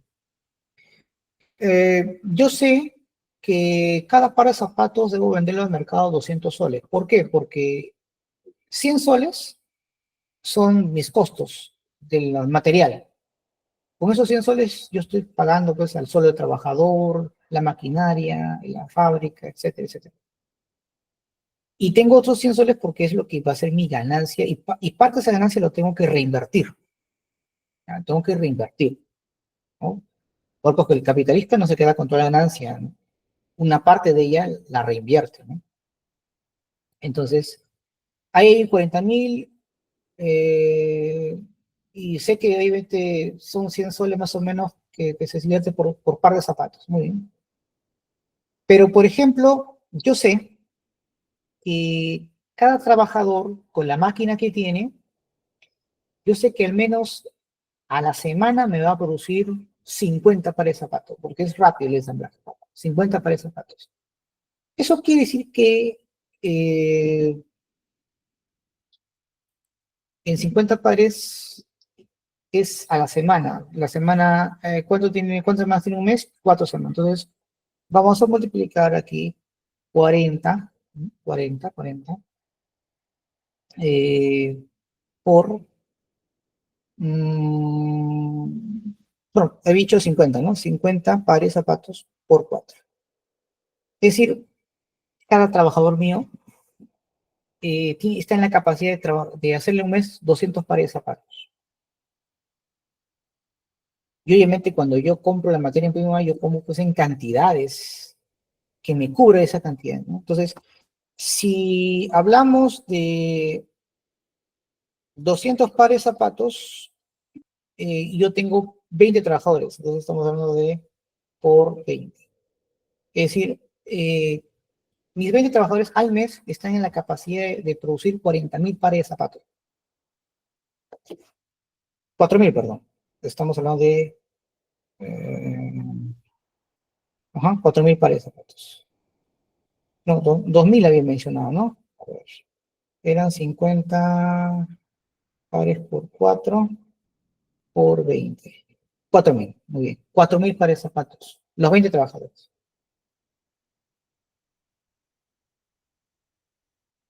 Solamente 4.000. Ya. Esto multiplícalo por los 200 soles, o los 100 soles en este caso, que va a ser diferente porque yo estoy calculando que más o menos mi costo por zapatos es de 100 soles por 100. 400.000 soles, chicos. Yo estoy incluyendo acá, estoy incluyendo ya la materia prima, por si acaso, solamente estoy incluyendo, son 400.000 soles netos. Ya. ¿Cuánto me ha costado pagarles al mes a mis 20 trabajadores? Bueno, fácil, resto 400.000 menos 40.000. Vamos a ver, 400.000 menos 40.000. 360.000 soles. De esos 360.000 soles, posiblemente 60.000 sean el pago de alquiler, y otras cosas ahí ya, son 300.000 soles netos. ¿Ya? De esos 300, o sea, el trabajador ha contribuido, junto con los medios que yo poseo, ha contribuido en 400.000 soles, de las cuales solamente le estoy pagando su salario. Esos 360.000 extras no los estoy considerando en esa retribución que debo darle al trabajador por haberme ayudado pues, a ganar esa cantidad. Solo le retribuyo su salario. Ahí más donde dice, acá hay una diferencia y es donde ese capitalista se apropia. Se apropia. Ahí está el éxito del capitalista. ¿Y ese éxito cuál es? La plusvalía. Ya. Chicos, un ratito, para un par de minutos, por favor.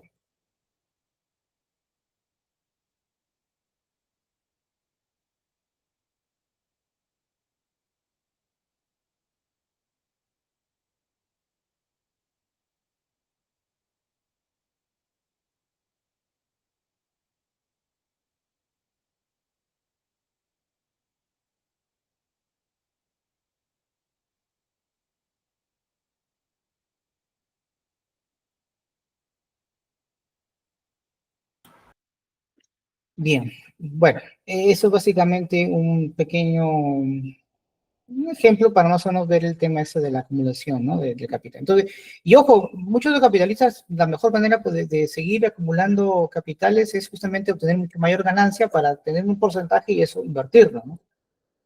¿Y cómo una vez un empresario obtiene ganancias? Fácil, reduzco pues el costo de mi materia prima, consigo pues mano de obra barata, y eso se reduce mis costos. Y al reducir mis costos, aumentan mis ganancias. Eso es algo que los empresarios siempre han hecho hasta el día de hoy, ¿no? Entonces, y en ese tiempo, pues, era importante buscar mercados, buscar lugares donde poder, pues, amasar mayor fortuna, conseguir mano de obra barata, obtener, pues, los recursos que necesito para poder mejorar, ¿no? O acumular más capital. Y bueno, cuando llegaron a América, se sacaron de lotería, porque encontraron los metales preciosos que lo llevaron a Europa y eso permitió pues generar pues, una mayor riqueza a aquellos que sí aprovecharon el oro y la plata traída de América. Y quienes aprovecharon tremendamente fueron los ingleses, principalmente, ya que ellos ya eh, están con una idea o con una estructura económica y política distinta a los demás países europeos, y luego los Países Bajos, que van a ser los primeros en aprovechar estos metales preciosos, en convertirlo en riqueza a través pues, de la industria, de la producción en masa más adelante, que se va a dar pues, entre el siglo XVIII y siglo XIX. ¿Y España qué hacía con ese oro? Bueno, lo poco que poseía, porque muchos de esos tesoros o riquezas eran saqueados o este, eran robados por los piratas y corsarios, pues mayormente pagaban sus deudas, ¿no? Pagaban con oro y plata todo lo que necesitaban, ¿no? Pero no había una transformación, ¿no? Esa riqueza jamás se dio para la producción, ¿no? España no estaba en la capacidad, no había esa mentalidad ni estructura económica y política que sí lo tenía Inglaterra, por ejemplo. Muy bien.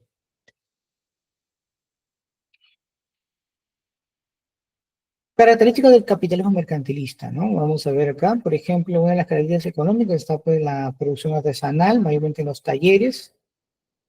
Todavía estaba aquí pues el maestro, el oficial y el aprendiz en esos talleres en los cuales se producían todo tipo de productos manufactureros. Está lo que es el gran comercio, que no solamente se va a dar a nivel local, europeo, sino también en otras partes del mundo, principalmente con América.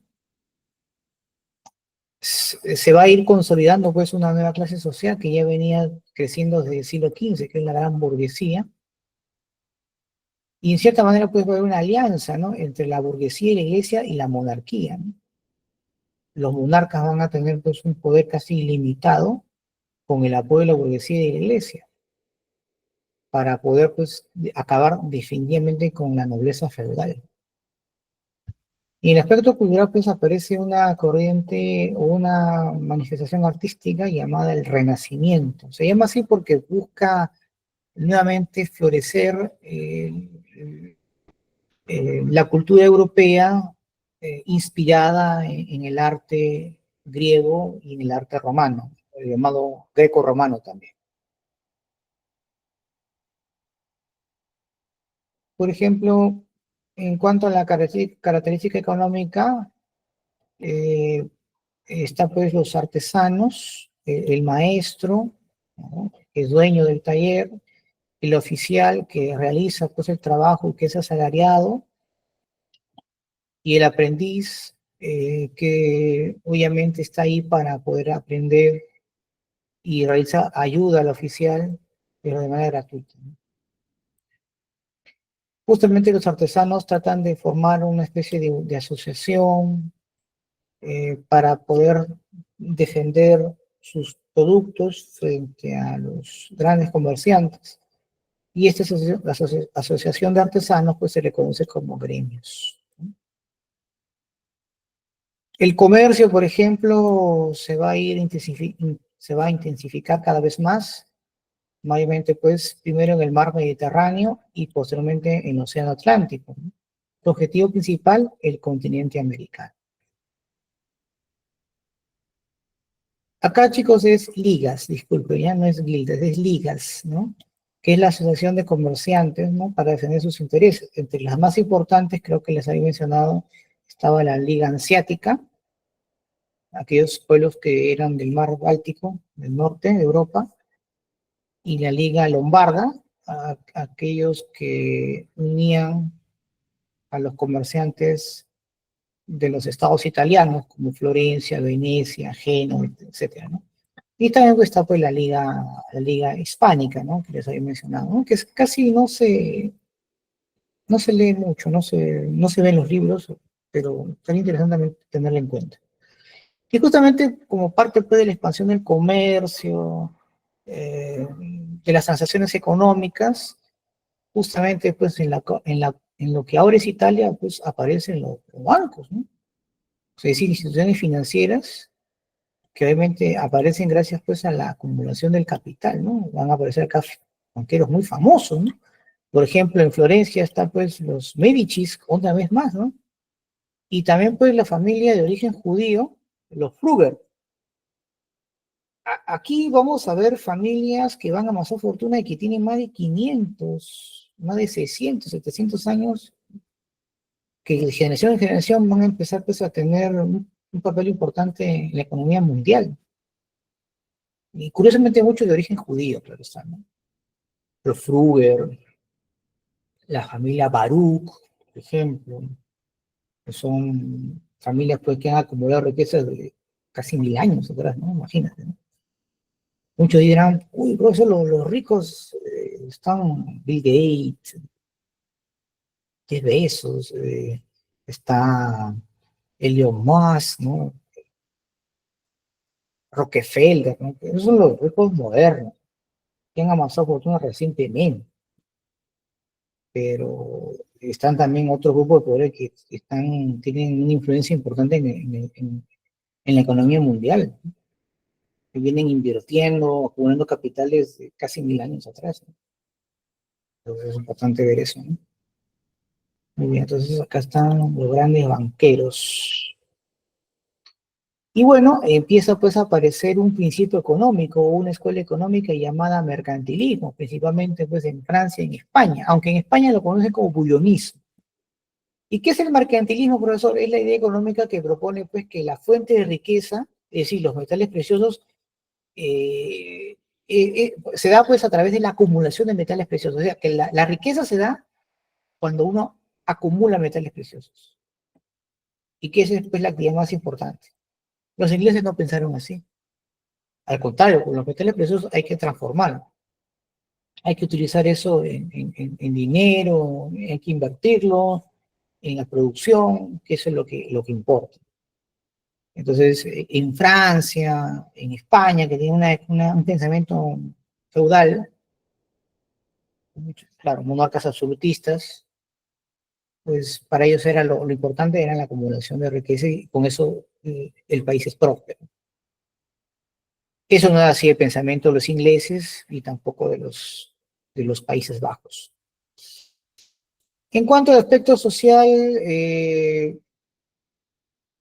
aquí, por ejemplo, si bien es cierto, la burguesía empieza a tener un cambio fundamental, ¿no? La sociedad estamental poco a poco va a ir desapareciendo porque vemos una clase social que va en ascenso, ¿no? En este caso, los más importantes son pues los banqueros y los mercaderes, y en menor medida los maestros artesanos, ¿no? Que con el desarrollo de la revolución industrial desaparecen prácticamente, ¿no? Porque no van a competir ellos, su taller artesanal con las fábricas, ¿no? Eso es imposible, ¿no? Las máquinas van a suplir el trabajo del artesano prácticamente. Y vemos aquí pues una clase social que también ya se nota bastante en ese tiempo, que es la plebe urbana, es decir, la gente común, obviamente pues formado por los artesanos oficiales, que son los que trabajan en estos talleres, que son asalariados por los dueños de los talleres, que son los maestros, y los artesanos aprendices, que están ahí obviamente para aprender y que algún día soñarán en ser oficiales, y si tienen mayor dinero, pues serán, en este caso, maestros que son dueños de su propio taller. En cuanto a las características políticas, se establecen pues las monarquías modernas, gracias al apoyo de la iglesia y la burguesía, que era importante tener estos monarcas. Básicamente son monarquías que van a ir formándose de generación en generación, ¿no? Las famosas monarquías dinásticas, cuyo principal característica es fortalecer o tener estados centralizados, ¿no? La unidad política. De ahí viene la gran monarquía, ¿no? Gobierno de uno solo, ¿no? Mono viene de uno, ¿no? ¿Y cuáles son las características de un gobierno monárquico? Un gobierno centralizado, poderoso, fuerte, una burocracia especializada en determinada función dentro del aparato estatal, como es el caso de los ministros, funcionarios del Estado y sus asesores. Cuentan con un ejército profesional que van a defender los intereses del Estado, un cobro de impuestos centralizado, es decir, que todos estos impuestos van a estar dirigidos en beneficio del poder central, del gobierno central en este caso, que mayormente puede estar en la capital. Y curiosamente, para mantener pues su gobierno, recibe pues el respaldo de la burguesía y de la iglesia. Pero esto es algo interesante, ¿no? ¿Por qué va a haber este tipo de alianza? Porque luego va a haber una separación. Bueno, la burguesía necesitaba la monarquía principalmente para tener o asegurar el control del mercado en un determinado territorio que va a estar obviamente controlado por el monarca. Porque antes, como mencioné, cuando estaba gobernado por señores feudales, era bien difícil integrar un comercio o tener un comercio de expansión, porque había que conversar con cada señor feudal y a veces ponían trabas comerciales. En cambio, un monarca que es dueño de un territorio amplio, era mejor pues conversar, dialogar, negociar con el monarca, y más cuando yo obviamente invierto dinero en respaldar al monarca. El monarca obviamente tenía la obligación, en cierta manera, de aceptar pues, todo tipo de negociación o trato, porque había un respaldo económico por parte de la burguesía. El monarca necesitaba el dinero para poder reforzar sus ejércitos, tener una burocracia o funcionarios para poder pagarles. Entonces necesitaba obviamente el recurso económico de la burguesía, y la burguesía necesitaba al monarca para poder establecer mejores relaciones comerciales. En el caso de la iglesia era importante porque era pues la ideología institucional religiosa que el monarca iba a defender frente a la población, frente a sus súbditos. Entonces la iglesia necesitaba, para mantenerse viva, para sobrevivir, era importante pues tener esa relación con el monarca, ¿no? Y el monarca en cierta manera también estaba en la iglesia porque representaba en cierta manera pues los valores que aún se conservaban en la gran mayoría de la gente. Pero obviamente el monarca necesitaba de la iglesia para divinizarlo, ¿no? Porque prácticamente la iglesia aceptaba al monarca porque era de carácter divino. Por eso muchos monarcas fueron en cierta manera divinizados, porque la iglesia obviamente los avaló frente a la población. Porque recuerden, pues imagínate que la gente, ¿por qué voy a tener a un rey y que tras la muerte de ese rey sus hijos sigan gobernando? Ah, entonces hay que darle algo. Entonces para ello, para que la gente tenga la idea de que eso es natural, que eso debe ser así, es porque la iglesia en cierta manera también va a influenciar bastante en la población para que ese pensamiento sea así, ¿no? O sea, hay una relación entre monarca, divinidad, y la iglesia es el que lo va a ir sosteniendo ideológicamente el monarca. Pero esto con el tiempo se va a romper.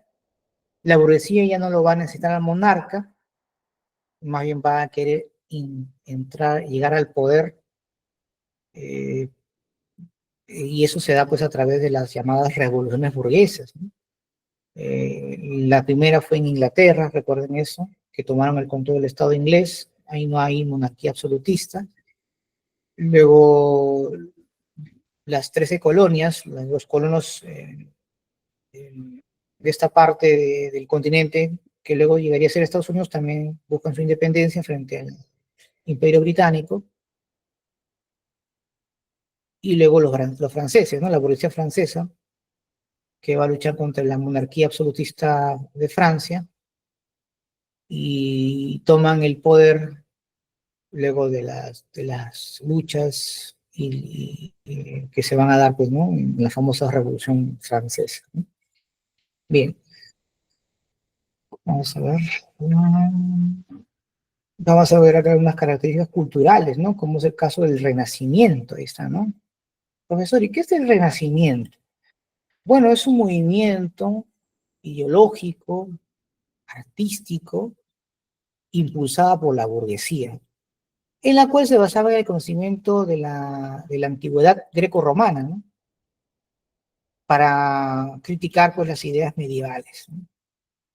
Entre sus principales características de este movimiento artístico es el uso de la razón. Eso también lo vamos a ver en el humanismo. La razón, pues, en ese caso es para la investigación y la experimentación. Eso era muy importante en ese tiempo, que empezaba a impulsar en toda Europa. Está lo que era el individualismo, el antropocentrismo y libre albedrío, aunque el antropocentrismo es la principal característica del humanismo, ¿ya? El humanismo. El culto, pues, a la cultura greco-romana, en la cual se inspiraban en los modelos de pensamiento de la antigüedad. ¿Y cuáles son las temáticas principales? Pues la naturaleza, Dios y el hombre, ¿no? A la cual, pues, esto es el pensamiento humanista, ¿no? Aquí, por ejemplo, tenemos importantes pensadores humanistas, ¿no? Francesco Petrarca, Nicolás Maquiavelo, un personaje cuya principal obra es El Príncipe, ¿no?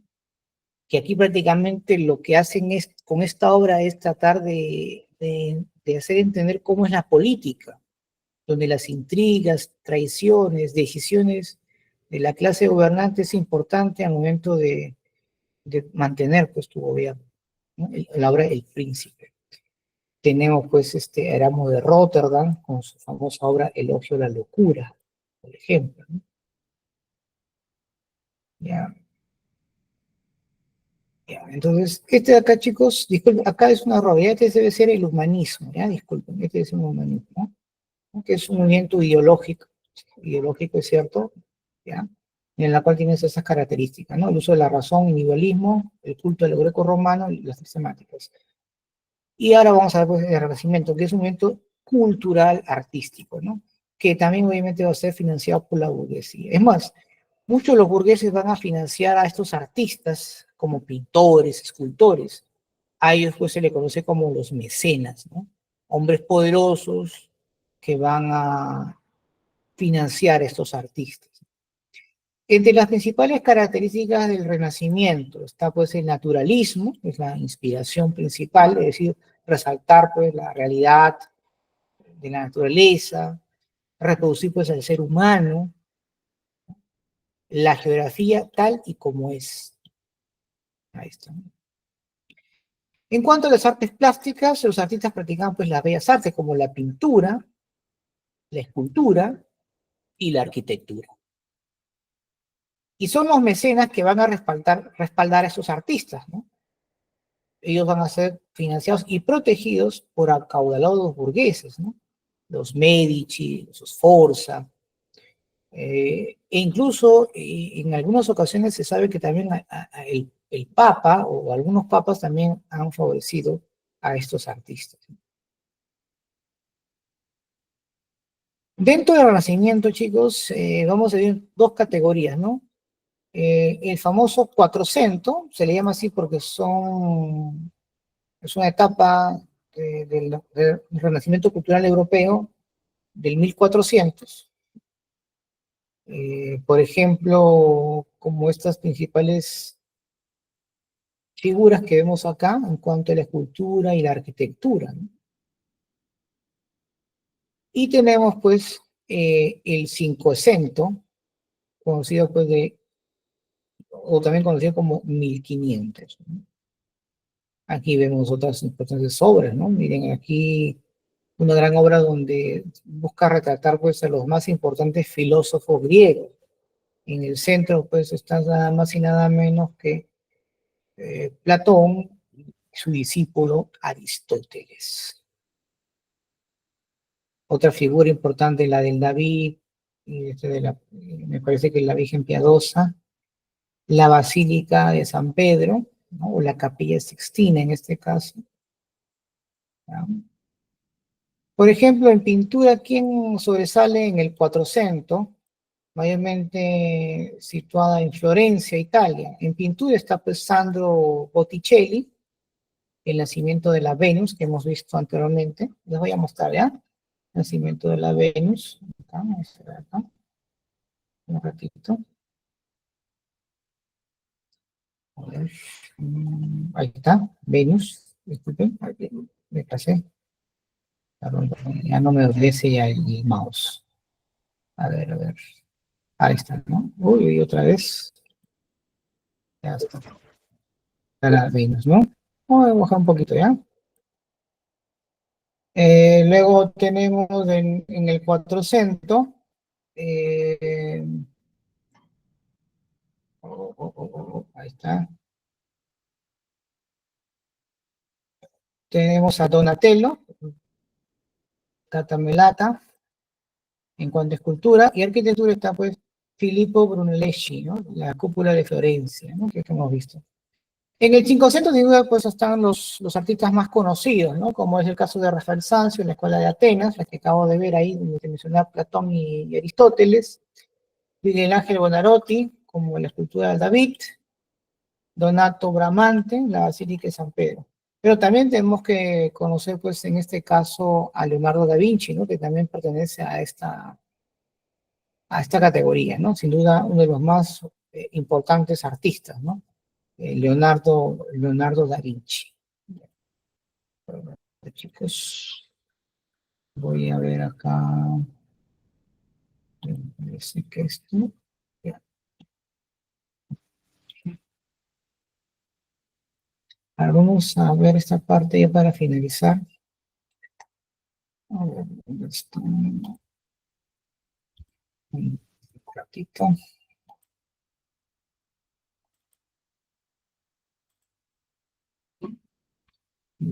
Sí, tiempo, vamos a ver un poco acerca de la reforma religiosa. Y chicos, si no, ya los vamos a ir, los vamos el día de mañana, un ratito.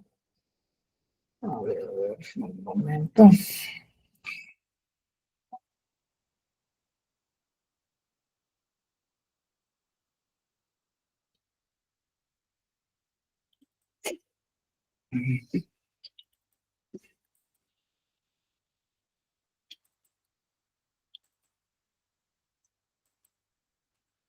Vamos a ver dónde está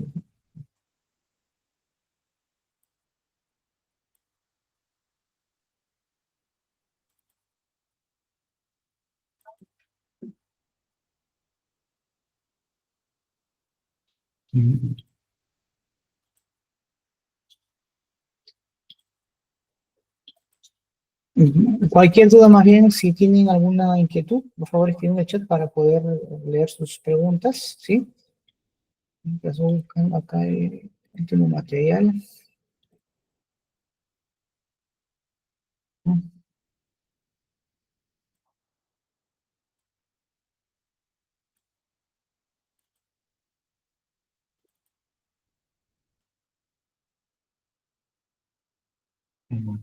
Está bien, qué raro.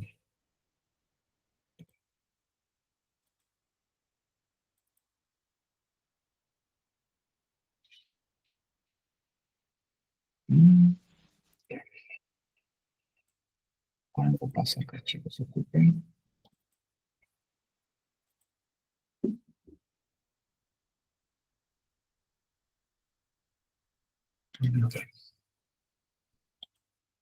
A ver, acá hay una pregunta que me están haciendo y ahorita les voy a responder, ¿ya? Bien, a ver, yo, por factor tiempo, lo que son las reformas religiosas, la reforma y contrarreforma en este caso, lo voy a mencionar el día de mañana, ¿ya? A ver, voy a responder alguna pregunta. A ver, dice, el humanismo, ya, claro que sí. Miren, el humanismo es un movimiento o una corriente filosófica que se va a inspirar mayormente, más bien, en el uso de la razón, es decir, que la realidad tiene que ser interpretada a través de un pensamiento crítico del ser humano y que haga el centro de todo, tiene que ser basada en el hombre y ya no en Dios. Si pasamos del teocentrismo, en la cual todo era explicado en función a la fe y la razón, pero conociendo a través de la vía de Dios, y la otra más bien es enfocada en el hombre principalmente, llamada antropocentrismo. Ese es lo que se enfoca en lo que es el humanismo, ¿no? Un movimiento, un pensamiento filosófico intelectual. El Renacimiento ya viene a ser un movimiento cultural artístico, ¿no? Que se sustenta principalmente en el humanismo. Y ambas aparecen casi de manera paralela, ¿no? Y curiosamente también aparecen en Florencia. Ahora, profesor, ¿por qué aparecen básicamente en Italia, ¿no? En lo que es ahora Italia? Porque, bueno, muchos de los sabios del Imperio Bizantino, luego pues, de la caída de Constantinopla, migran y mayormente van a estos lugares, y muchos comerciantes burgueses empiezan a conocer bastante pues, de este pensamiento de los sabios bizantinos, y ven que es una excelente idea para poder rebatir las ideas del pensamiento de la iglesia, ¿no? Que era uno de sus principales enemigos, por así decirlo, ¿no? ¿Por qué? Porque la rivalidad con la iglesia no era por el tema ideológico, ¿no? Era económico, pero para poder realmente atacar a la iglesia económicamente, había que hacerlo bajo una guerra de ideas, en primer lugar. Y es por eso que el humanismo aparece pues como un movimiento que busca cambiar la mentalidad del europeo de esa época, pero era muy difícil debido a que el pensamiento escolástico todavía estaba sujeta, ¿no? Estaba muy fuerte en la Edad Media. Por eso que aparecen pues otras corrientes de racionalismo, que intentan también combatir la escolástica, pero no va a ser hasta la llegada de la Ilustración, que sí, pues rompe con la escolástica, ¿no? Pues un proceso de siglos. Orlando me dice, sería pues tratando de la cultura greco-romana tiene relación con el humanismo. Claro, porque mayormente, pero principalmente en el Renacimiento, ¿no? Porque si vemos pues el arte o la cultura greco-romana era mayormente pues inspirada pues en lo natural, en la naturaleza, en el hombre. Eh, Aquí no se va a ver pues bastante, eh, en cierta manera, la intromisión pues de temas relacionados pues con Dios o con la iglesia, ¿no? Entonces ellos se basan mayormente en el tema de la naturaleza como referente al hombre. De ahí pues se reflejan mucho en la pintura y en la escultura principalmente. Tal vez en la arquitectura no tanto, pero hay que recordar pues que los artistas de esa época tenían que tener mucho cuidado en qué es lo que representaban y en cierta manera también tenían que tener algo religioso. No todo lo podían ser pues, enfatizado pues, en el hombre como corresponde porque eran pues, sino perseguidos por la iglesia. Recuerden que Leonardo da Vinci pues también casi es asesinado, ¿no? Era muy perseguido por la iglesia. Si no fuera por la protección pues, de importantes personajes, mm, Leonardo da Vinci pues no hubiera vivido mucho tiempo. Entonces, y esto no solamente hablamos pues de los artistas, ¿no? También científicos. Entonces la iglesia pues tenía un poder tan grande que coaccionaba todo tipo de acciones que iban o atentaban contra el pensamiento escolástico de esa época, ¿no? Correcto. Muy bien. ¿Alguna otra inquietud, jóvenes? ¿Todo claro? ¿Sí? Bien, chicos. Bueno, una vez más, disculpen la demora por el tema tecnológico. No sé qué ha pasado, que falló mi navegador o no funcionaba. Bien, disculpen la interrupción. Mañana pues retomamos las clases, hablaremos un poco sobre la reforma protestante, hablaremos también del descubrimiento geográfico, y también acerca de la invasión a América y el Tahuantinsuyo, y terminaremos con la resistencia de los incas de Vilcabamba, ¿no? O la resistencia andina, por ejemplo, ¿no? Ahí vamos a hablar un poco acerca de Manco Inca y sus hijos, y también analizaremos pues, cuáles fueron las causas principales por las cuales cae el Tahuantinsuyo, ¿no? Cuáles fueron las razones principales, ¿ya? En unos minutos que termine la grabación, por WhatsApp les subo los materiales del día de hoy, ¿ya, chicos?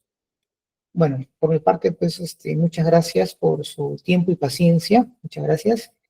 Y bueno, si hay algún comentario adicional, ¿no pueden decirlo, por favor? O si no, pues ya terminaremos en la clase del día de hoy, retomando pues el día, para el día de mañana, ¿ya? Ahora voy a cerrar esta parte. Creo que ya no hay ninguna preguntita más, ¿no? A ver, Jairo nos pregunta. Sí, Jairo, dígame.